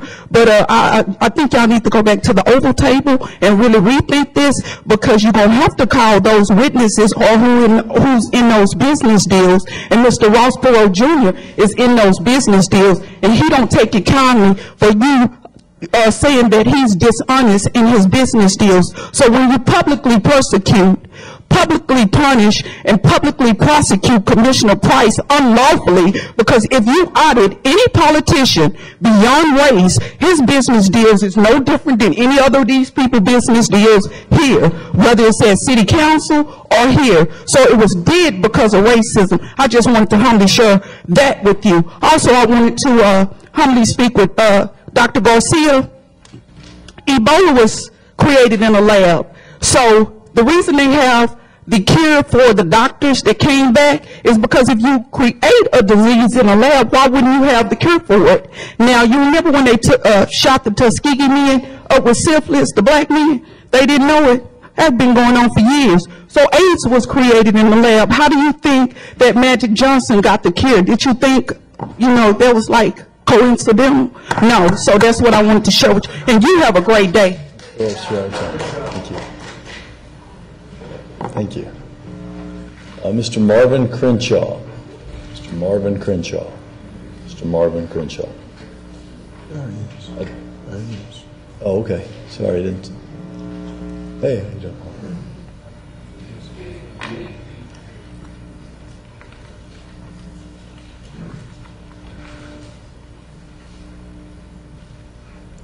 Good morning. Good morning. Marvin Crenshaw, 5134 Malcolm X Boulevard, District 3. I also just wanted to speak briefly on topic that the last speaker spoke on, is because of the fact, historically, when you have these corruption trials, it's basically been centered on black men, African-American men.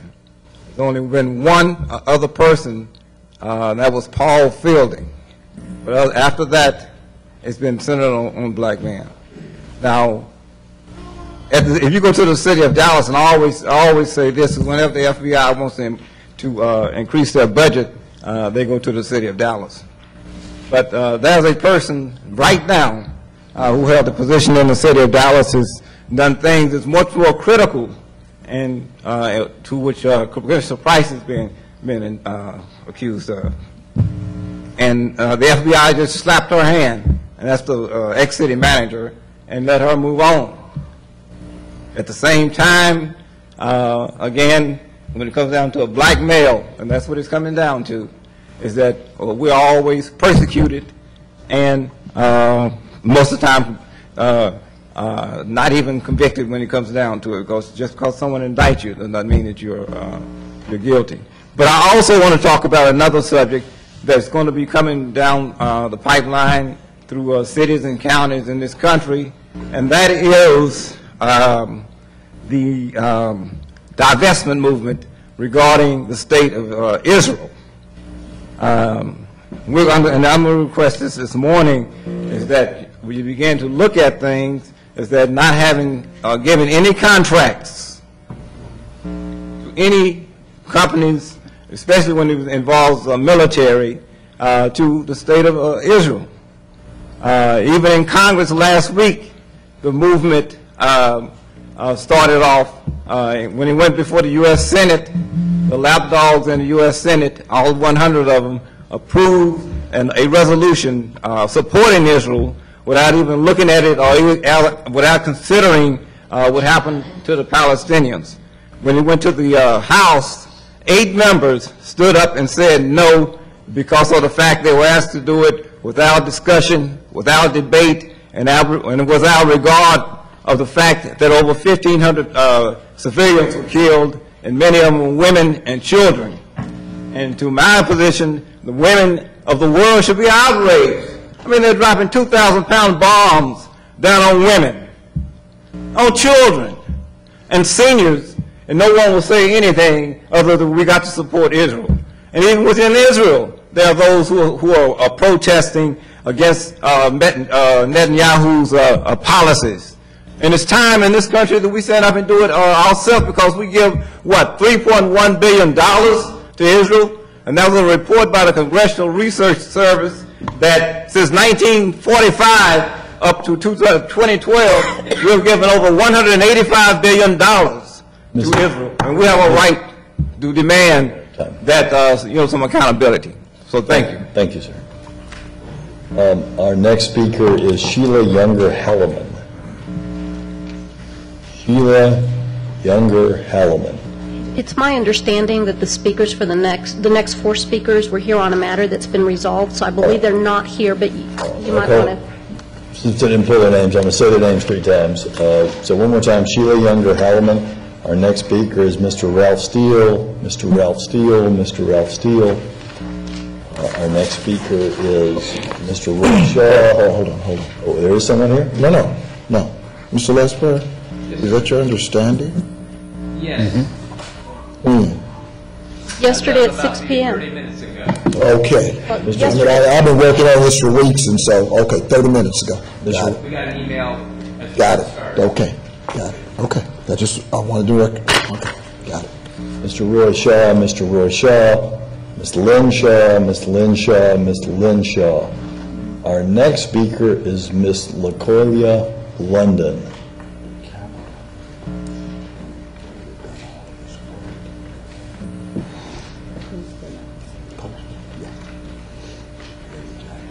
Hello, LaColia London, 1411 North Cocker Hill.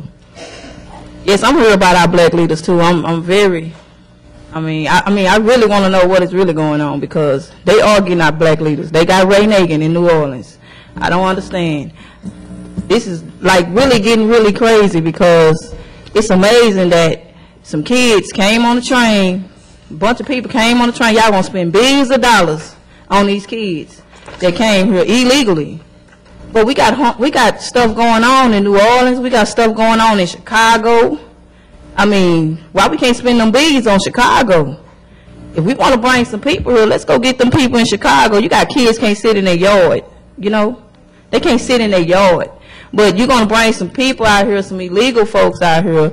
You're going to get them $1.some billion, and that's just amazing. I mean, we need to start at home. Can we start at home is the question. Why are y'all getting our black leaders is another question. You know, something has to be done because, you know, what is being done has been done by the white counterparts for a long time. So everything that's going on is really, you know, it's like a setup on our black leaders. You know, I don't know what's going on, and we're going to figure it out. But I'm going to pray for you, Mr. Price, because, you know, I mean, some more people up there done did the same thing. Up there. They done did the same thing. But you're going out to our black leaders, the man downtown. My grandmother loved the man downtown. She's dead and deceased, but, you know, this is crazy. But it's just amazing that y'all want to spend these billions of dollars on some kids that could have had viruses, anything. And I was hoping the first thing you did was screen them, because you weren't going to do nothing but throw them in DISD. That's where you were going to throw them, in DISD. You're going to sit them in Hullsey School, throw them in DISD with the rest of these kids and get these kids sick, which is amazing, because I don't want my kids sick. You know, I'm going to pull them, though. I was going to pull my kids out. You weren't finna get them London kids sick. It's not going to happen. But something has to be done, because someone is targeting our black leaders. From city to city, Kwame Kilpatrick, from city to city, they getting our black leaders. Something has to be done. It has to be stopped. We got to stand up and stop this. We got to stand up. The public, everybody in the public, we got to stand up. You got to say something. Leave the drugs alone. Leave the alcohol alone. Stand up and stand up for our black leaders, because it has to be done. I mean, we got to save our black leaders.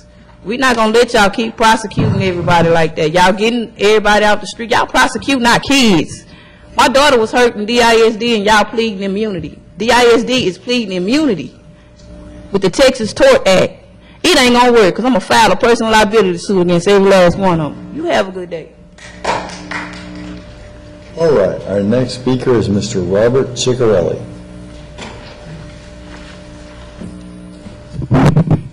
Good morning, everybody.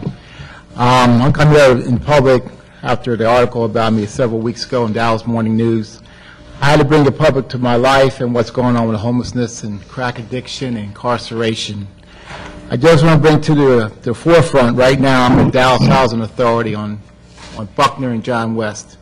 I'm asking anybody who can help me find a recovery home in a safe area. I certainly would appreciate it. I'm struggling over there. I want to stop using. And if I'm working, I'll pay rent. Anyone who can help me, please give it to my attention. I really appreciate it. There's 4 buildings being unoccupied because of immigrants. Mr. Jenkins, I would suggest 2 of those buildings be reopened or open for the homeless, because there's a gap between the shelters and permanent supportive housing, where they have to stay in the shelters for months and months and months before they get permanent supportive housing. Especially at the bridge or at the pavilion, it's nearly impossible to live in the shelters. That's why I had to manipulate the system to stay off the streets. And what's in the newspaper, that was chump change, what I actually did around Dallas County and Fort Worth. So I'm really suggesting, as a humanitarian, Judge Jenkins, they really suggest that you open up 2 of those buildings for homelessness, but they don't, all of them come in. There has to be a certain way of the homeless of being allowed to get in there, as far as waiting for permanent supportive housing. Being on the streets, being in the shelters is cruel, unusual punishment. And I'm glad I had to manipulate the system, because I didn't want to die out there. But if you talk about humanitarian, sir, please show it. Okay? Right now. I know homelessness doesn't get you votes, doesn't get you anywhere else, but please do it, because there's too many people suffering, and how to bring it to the attention of Dallas Morning News and to the public. Third one is Green Oaks, Timberline, Homeward Bound, Turtle Creek Manor. Those 4 different agencies, psychiatric and rehabs. People, 80% I would say, that go in these different places are homeless. When they come out of these places, they're still homeless. These places do not help you with housing at all while in there for 3 days, 2 weeks, or a month. That next to last day, they give you a sheet of paper, and we're supposed to find housing on our own. I've seen too many people go to the bridge that are scared, and the bridge is overloaded with any kind of people out there, and they're being sent to the bridge. Sir, I've asked this county commissioners, don't put a dime into the bridge before, but you put many thousands of dollars in the bridge where it's all stolen. People stealing their property down there. There isn't any housing down there. So I'm asking you, Judge Jenkins, you and I help coordinate about the homeless, if you're the humanitarian that you said you were, to the public. Thank you very much. Yeah. Our next speaker is Mr. Richard Sheridan.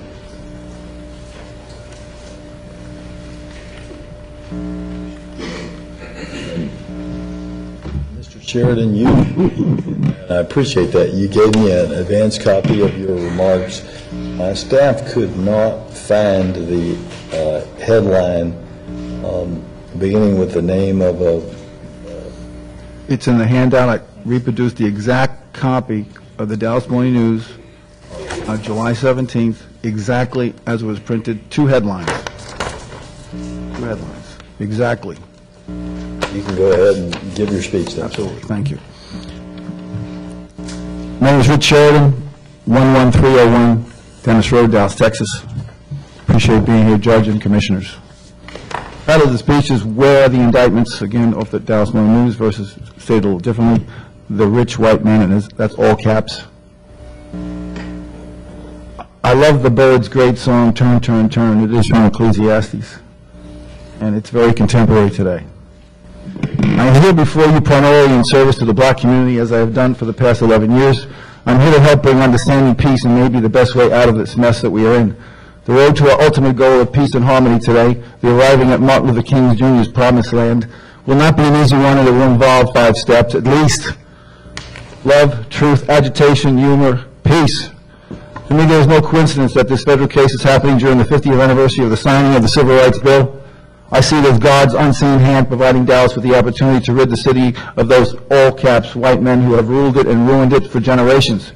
With a very important clarification, Dallas all-caps white community represents about 1% of the population, with the lowercase whites, the 99% being non-racist, good, decent, and sometimes ill-informed people.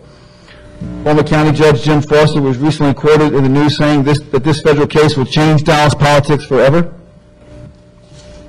During the American Revolutionary War, Thomas Paine said, "These are the times which try men's souls."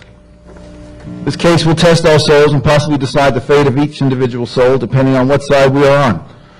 But fear not, I say, to the godly amongst us, to the wheat amongst us, that the good book will guide our actions in the upcoming revolution that we go through. As our forefathers were guided by the same good book, the Bible. And they were successful with that guidance in their revolutionary efforts to free them and future generations of tyranny. Unfortunately, tyranny is on the rise again, and the great movie JFK actor Kevin Costner proclaimed, "Let the truth be told, though the heavens fall." There's some facts I've provided here, 7 of them. I won't be able to go over all of them. But again, complimenting the Dallas Morning News, I can't believe I'm doing this. Quote, activists ask, what about whites in the case? I almost fell over seeing this from the Dallas Morning News, the traditional establishment's paper. And then there's other situations with a former mayor and a seated mayor. Let me conclude by saying this. All facts considered, either the feds follow the Constitution or our county district attorney, with his office's constitutional authority, and there's also states' rights authority over the federal government. That's going on all over the United States of America. States' rights over federal authority. Initiates a grand jury to investigate and consider indicting Ross Perot Jr., a former mayor, and a seated mayor. This is the time to pray as never before.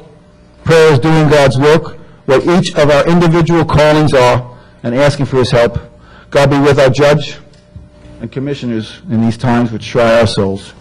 God help and save Dallas County, and thank you very much. All right, thank you, sir. Our next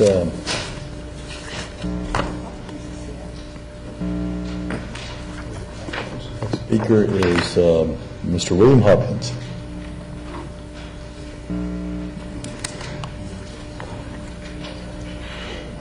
My name is William Hopkins.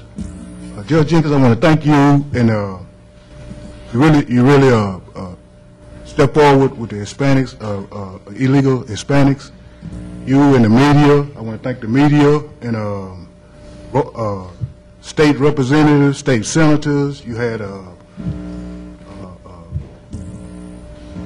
commissioners and city council members and the ministers and the preachers and the churches, and everybody just stepped forward. And they were saying that it was political, but I was saying, you were saying like all of them is God's children. So whether they were Hispanic, black, or white, that you would do the same thing for the children. Is that a fair statement, Judge Jenkins? Judge Jenkins. Is that a fair statement? Mr. Hopkins, this is your opportunity to speak. Okay. The reason you say it's my opportunity to speak, get it, Judge. That's a court order. The week before you went on that hellacious run, all over the media, CNN and everywhere, I had asked you about the African American kids in West Dallas. Get that to Judge Jenkins for me. I told you the kids were dying and suffering. You didn't say nothing, Judge Jenkins. You went out and you went out and you helped the Hispanics, and while the blacks were dying. I believe that was political. That little thank you thing I just did was a bunch of crap I just said. I want to let you know that. That was a bunch of crap, that what I just said as far as what all you did for the Hispanics. Fred Bauer and Bud of the law firm, let me go and get this over with.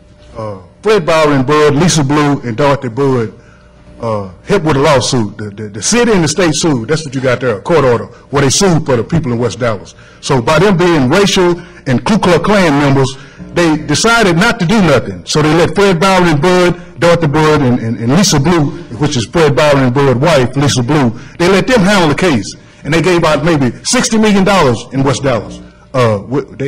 They did a lawsuit in West Dallas. Ministers, all these people that you was with, the ministers, the media, all of them know about it. They gave up about $60 million, but that $60 million, they didn't pay taxes on it. They told the people, don't tell the federal government that we're giving you this money. You get 50 million, you get 50,000, they gave out 40,000, but didn't nobody pay the taxes on it. Said, don't nobody tell the FBI that you're getting this money. And that's so Lisa Blue wouldn't have to pay the taxes on the $60 million. But they're on a federal investigation down here with the commissioners about, paying taxes. But Fred Bauer and Russell Bud and them didn't pay the taxes on the $60 million they gave away. So if you could help me in West Dallas with the children that's dying, just like you did with the illegal children, I want you to go all over the media, CNN and everybody, and help me with the children in West Dallas that's dying. Can you do the same thing you did with the illegal children? You say children, we all God's children. If we all God's children, can you help me with the black children that's dying in West Dallas? Or do you have to sit there because you're getting paid by Lisa Blue, Dorothy Bud, Russell Bud? Is any one of them giving to your campaign the reason you can't say nothing? Mr. Hopkins, you're over time. Thank you, sir. Over time. You're welcome. Our next speaker is Mr. Jamar Osborne. Mr. Jamar. Oh. Hello, my name is Jamar Osborne. I'm a Green Party candidate for Attorney General. I have been a liberal for most of my life. Never in my life did I ever think I would be in the streets protesting with a bunch of Republicans. About a year ago, I came here and spoke with the Dallas County Commissioners and explained that although I have a law degree, I could not get a job because the Supreme Court of Texas and the Texas Bar Association was systematically discriminating against African Americans and using its license requirement as an instrument of oppression. Not one commissioner lifted a finger to help me. Now we have commissioners going above the call of duty and even breaking the law to help people who are not even citizens. This just takes the cake. There are many people who fought and died for the right to live in this country. Now we are just giving it away like being an American is meaningless. You can't even get a decent job in this country unless you're bilingual. I am an American citizen, an Army veteran, and I pay my taxes. Most importantly, I am a descendant of slaves who helped build this country. I have the right to make certain demands of my government. However, when you're an illegal immigrant, you don't enjoy the same privilege. At the end of the day, nobody really cares about illegal immigration. If you come here, work hard, and maintain a low profile, nobody is going to bother you. What you don't do is trespass into a foreign country and start making demands as if someone owes you something. When you're an illegal immigrant, you should be about as discreet as Anne Frank hiding in an attic. The media keeps lauding these children around as if we're supposed to care. Back in my day, children were supposed to be seen and not heard. When did children become so sacred? A refugee is someone who is fleeing persecution on the basis of race, religion, or ethnicity. These people are not refugees. They are simply looking for a free lunch. They have literally bred themselves into poverty, and now they expect someone to feel sorry for them. The compassionate thing for these people would be to give them greater access to birth control and abortion clinics. America is a government of laws, not a government of hippies. This means that the law applies to everyone, including children. If you don't like the law, there's a process for changing the law. If you want to be a hippie, you need to do it with your own property and your own money. Under Republican form of government, the people are the sovereign. The government has a social contract with the citizens and obtains its authority from the consent of the governed. When public servants act beyond the scope of this social contract, they are no longer public servants. They are elevating themselves above the will of the people and effectively declaring themselves king. We need to let the rule of law prevail, put these kids on a cattle truck, and send them to their parents where they belong. Our next speaker is Ms. Susan Nardoza. Susan Nardoza. Ms. Susan Nardoza. And our next speaker is Mr. Peter Kane. Mr. Peter Kane. You skipped the page, sure. Oh, did I? Yeah. Skip the page. We're going to come back to you, Peter. What else skip?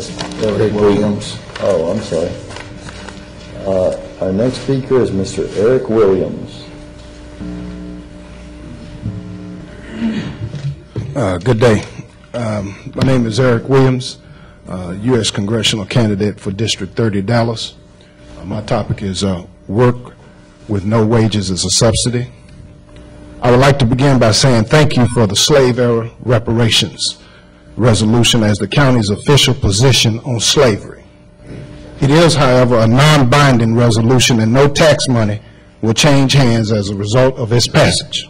The United States rose to global prominence, accumulated massive amounts of wealth, built the world's most formidable military, and became the world's major superpower off the backs of slaves and Jim Crow. Many of America's largest corporations have revealed a trove of previously undiscovered details about their role in slavery as it relates to our nation's economy, and have all benefited from owning slaves. Insuring slaves, insuring slaveholders, using slaves as collateral for bank loans, and using slaves to help lay track for the Cotton Belt Rail Line. Many, if not all of these companies, are vendors or brokers and have contracts to do business with this county and have profited from their free labor still today. These corporations have Texas affiliate offices and brokers that currently do business with the county and need to be held accountable for their past involvement in the slave trade in Texas, and particular in Dallas. Back in February, I proposed to this county to establish slave era ordinance laws as a binding resolutions for reparations. This proposed ordinance should include disclosure requests for affidavits with all new contracts and contract amendments, Other ethnic groups, including Jews, American Indians, and Japanese Americans, have all received compensation for the past U.S. mistreatment. Contractors providing banking services, insurance services, and textile services should be required to disclose to this city and participation in the slave trade by themselves or predecessor companies, and that the controller create an account to which contractors subject to this ordinance may make financial contributions, and that monies donated to the account be used to fund economic development and educational initiatives in my congressional district where it's most needed. As a congressional candidate for Congress, I am seeking an agenda item, call for a vote, adopt and implement an historic slave era ordinance law for this county. In closing, this is a humanitarian crisis at home. Young people, veterans, and our seniors in District 30 are homeless, hungry, unemployment, and dropping out of school and are becoming a permanent underclass and need help now. We also need to release the HHS report on Dewey Hudson Middle School as it relates to the poison within the school where the undocumented children were to be housed. Because Pandora's box was open, it is estimated that 266 children could have been exposed to lead, radon, mold, and asbestos since the school was created based on an independent 2013 Dallas ISD Facilities Deficiency Report. The community deserves to know the truth. Thank you very much. Thank you. Our next speaker is Mr. Wade Emmert. Morning, Judge, Commissioners. I'm Wade Emmert, Chairman of the Dallas County Republican Party. On July 25th, less than 2 weeks ago, Commissioner John Wiley Price was indicted for, among other things, bribery and tax fraud.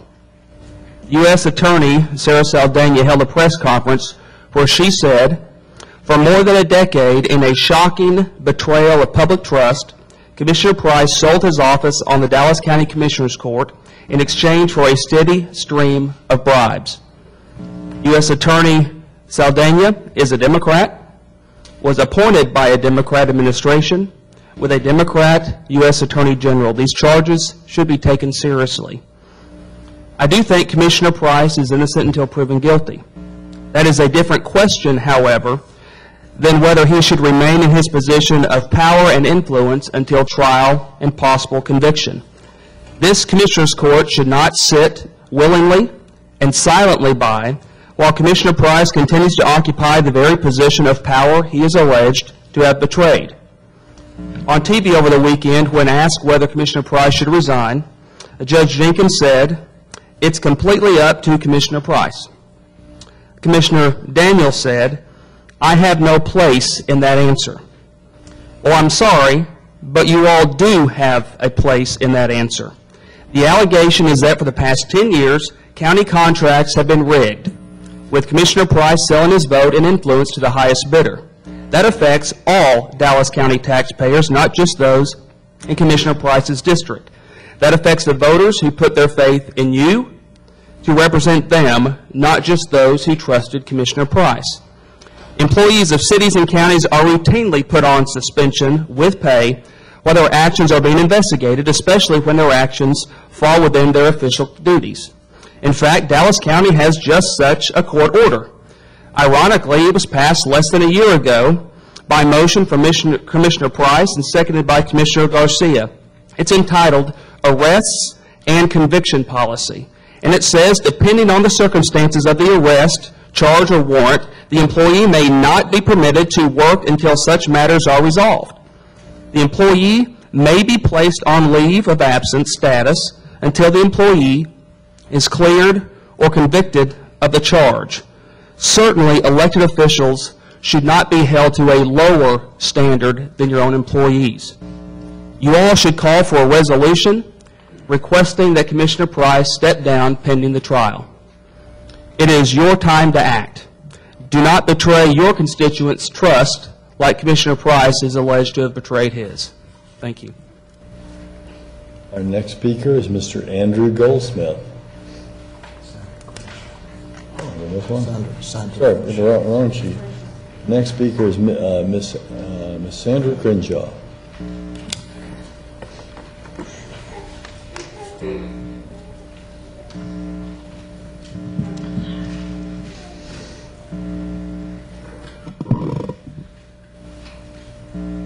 Tandra Crenshaw, Democratic Precinct Chairman, Precinct 3068. I recall sitting as a child in the confessional as my Catholic priest reminded me that giving an account of my wrongdoings is not like shopping in a grocery store where I can pick and choose. He told me there are no big sins and no little sins. I also recall sitting in the courtroom while the attorney for former Mayor Pro Tem Don Hill presented before his jury framed plaques after plaques of all of the good things that others had to say about Mr. Hill. But all of those good things' voice dissipated as we listened to excerpts of 30,000 hours of wiretaps. We understand that there may not be recordings of Commissioner Price, but the paper trail suggests that there may be a breach in how Dallas County does business. This commission has no obligation to defend a colleague accused of a crime. But you do and should assure this public, Judge Jenkins, that Dallas County is taking these allegations seriously. Mr. Price's supporters are right. Crooks do not operate by themselves. When we vote in November, Judge Jenkins, we want to know that this court has reviewed all of those indictments, count by count, and that any staff member or official who may have participated in bid rigging also be held accountable. For 3 decades, citizens have complained of wrongdoings at this mic. Behavior modification, Judge Jenkins, requires more than a stern look. This court is remiss when it does not sanction a member of this court, but will arrest someone who engages in misconduct. When a political party does not sanction wrongdoers, then evil flourishes. Will this court look at some reforms in how they do business? Perhaps recalls or term limitations. Should the citizens ask Ross Perot Jr. to finance a 25,000 petition drive and run to the legislature to hold this court accountable? I ask you. We have been here before. Delays in court, poisoning the jury pool, race baiting. We do know that my commissioner will not be going to Amarillo, nor will he be before an all-white jury. We know of hopes. Standing before Judge Lynn, Don Hill told her that he hoped that she remembered the good things he had done. And the judge reared back in her seat and said, "I'm going to send you to jail in hopes that this city forgets you, period. You left a stink at City Hall that we must forget." You're out of time. 30 years has been a long time. Thank you. Mr. Azumba X. Mr. Azumba X. Mr. Azumba X. Mr. Peter Kane. Mr. Peter Kane. Mr. Peter Kane. Mr. Chris Brown.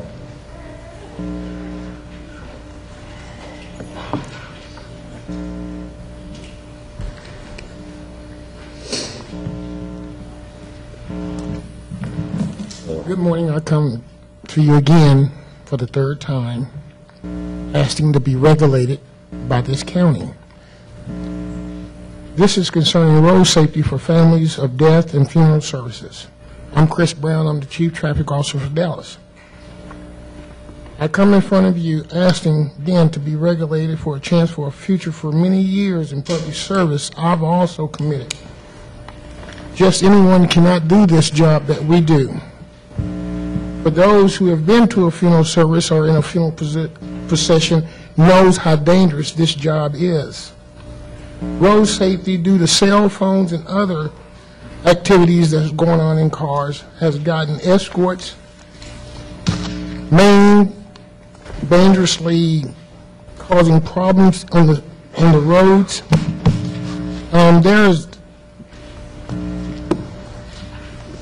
Back in the 80s and 90s and 2000s, there was only 20% of accidents and escorts with families. Now it's 50%.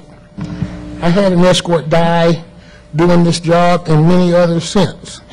We must be regulated so the public is safer with our escorts, makes it home, and that the families that we do this service for appreciate it. Due to being not regulated, escorts has been pulled over while escorting funerals, held or jailed or for doing their job. I admit most escorts need training. There are no liabilities to the county. We have our own insurance company and bond company ready to be part of this. I will also be working to notify funeral directors and all the municipalities of Dallas County by January 2015 for road safety can start. Judge Jenkins, please hear this. Last year there was 12,683 funeral services. 6,340 of these services had no escorts due to families can't afford these services due to funeral home pricings. 1,800 had minor accidents due to families can't afford these services. 843 cars has been totaled. 419 family members have been medical assistance due to the cost of $6 million. 13 more deaths with or without escorts has happened since 2000.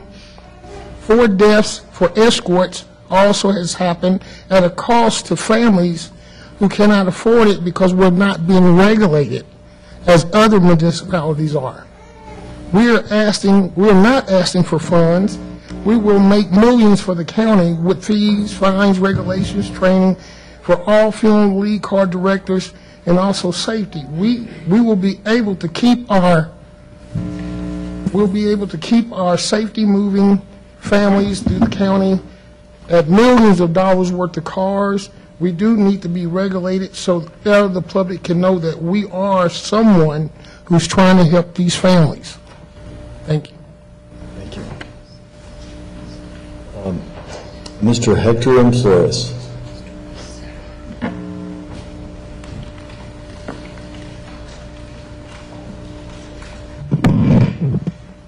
Good morning, Judge. Good morning, Commissioners. My name is Hector M. Flores, and I live at 1030 Tracy in Duncanville, Texas, at 75137. I wanted to come and publicly commend you and the Commissioners Court for the position that you've taken recently in support of the children on the border. Somebody that's lived here and has gone through the aspect of a city of hate, that's what they called us after the JFK administration, to see you and the compassion that's been exhibited by this court, not only here in this community, but throughout the country and throughout the world, to be honest with you. I want to thank you all for that position you've taken. Unfortunately, a lot of our residents forget the generosity that is America and the many instances in which we've received many other groups of children from other parts of the world. We know that in our history we received immigrants from Europe, from Africa, from the Middle East, from Southeast Asia, from China, from Japan, many, many countries. Unfortunately, the Statue of Liberty only looks one way. It looks towards Europe. I submit to you that perhaps that Statue of Liberty should be rotated every hour so that it can face every part of the world and be as welcoming to everybody as it is to Europeans.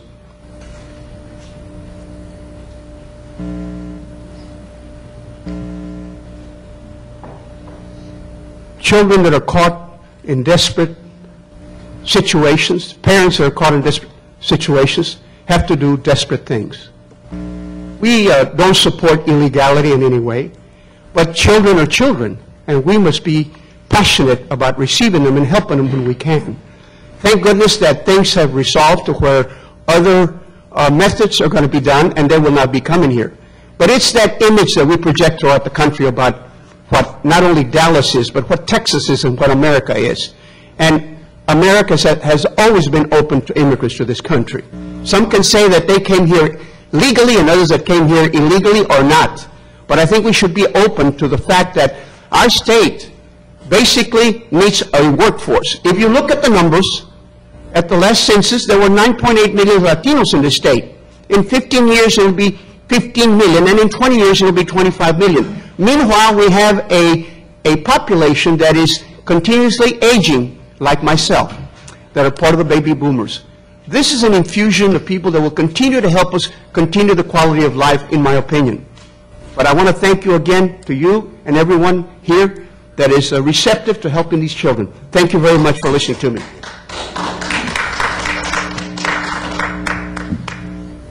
Our next speaker is Mr. Ralph Eisenberg.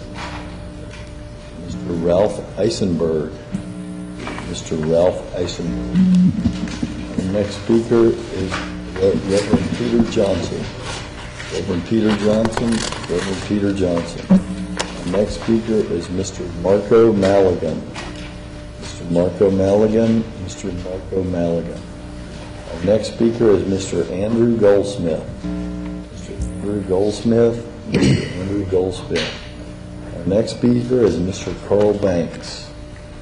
Mr. Carl Banks. Mr. Carl Banks. Our next speaker is Erica Cole. Ms. Erica Cole.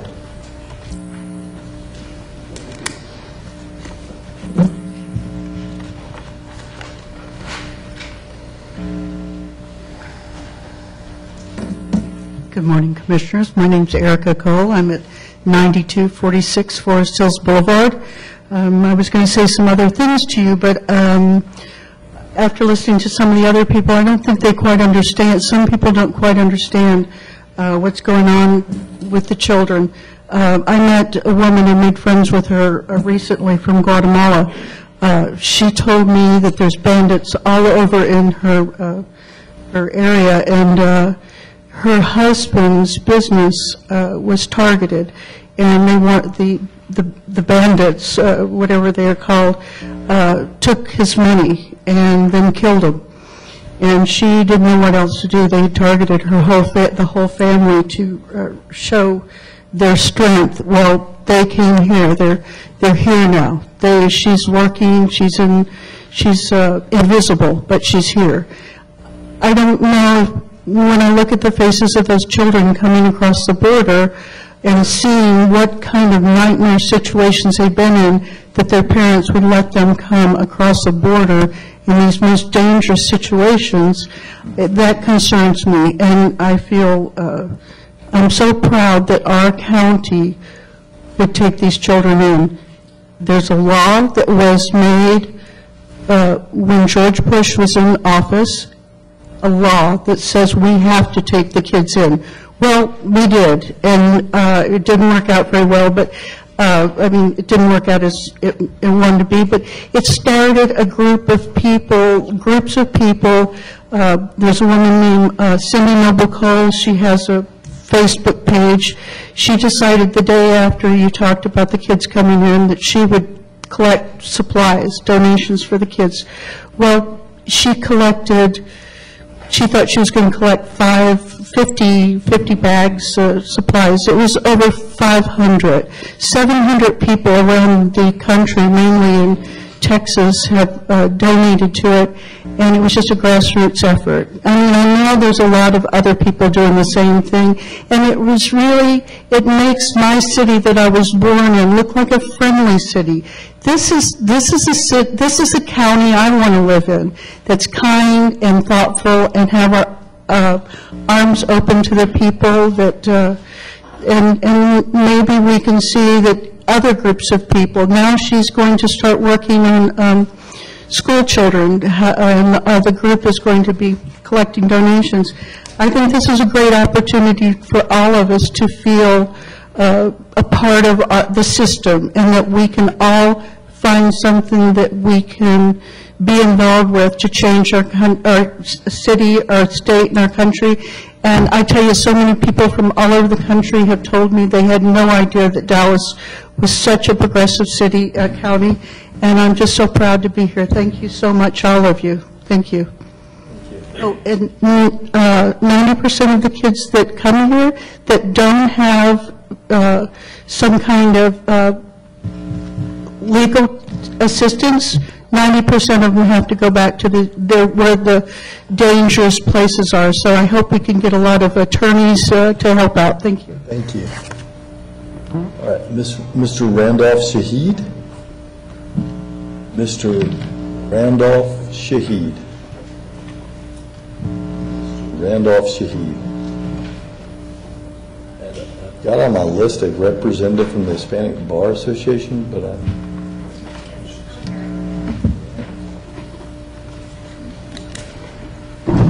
please state your name and address. Thank you. Victoria Niave. I live in Dallas. I'm going to give two addresses. I'll give my home address is 8580 Abrams Road, Dallas, Texas, 75243, and the address of the Dallas Hispanic Bar Association is at the Velo Mansion, 2101 Ross Avenue, Dallas, Texas, 75201. So with that, good morning. My name is Victoria Niave. I'm here as a representative of the Dallas Hispanic Bar Association. I'm an attorney. I'm very proud, was born and raised in Dallas, Texas, specifically in the Pleasant Grove area. I'm here to speak about the unaccompanied minors issue, and first just to start off to congratulate and thank you to Dallas County Judge Clay Jenkins and all of the commissioners who have voiced their opinion and have taken brave efforts on this issue. For us, the Dallas Hispanic Bar Association, we are a nonpartisan organization. We have members and attorneys from both sides of the field. For us, this is about humanitarian issue. It's a matter of making sure that these children have a voice and that they are represented because they are entitled to legal rights and they are entitled to representation before the immigration courts. Currently, there are several hundred, we've heard there are 500 to 600 minor children that are unrepresented. But before I get into that, I do want to mention that there are many of us in the Hispanic Bar Association that believe that we have a duty. We have an obligation. We don't have a choice, but we need to stand up to represent these children. And I specifically am a daughter of an undocumented immigrant. My father, he's a naturalized citizen now, but he came over many, many years ago as undocumented with a 6th grade education. So the day that we turn our backs on the children and on those who don't have a voice and those who are less fortunate and who cannot speak for themselves, is a day that we should be ashamed. So I'm very proud of this county for opening its arms, and I want to tell you that we, the Hispanic Bar Association, are leading the efforts, not just for Latino attorneys in Dallas, but for the broader bar, for any volunteer attorneys that want to come, step up and represent these children, and we thank you for that opportunity and for opening the doors of this great city to the children who need us the most. This concludes our public speakers. We will adjourn to closed session to consider matters under Chapter 551 of the Texas Government Code. As previously posted, any matter that requires subsequent action of this court, that action taken in open session. Mr. Thomas. Closed session will begin in 1 minute. How long is a closed session?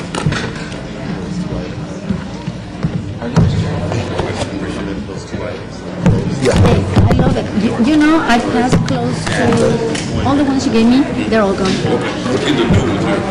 The chicken curry, I like it. Yeah, and it's real fast. It's just when we did the pay shortly.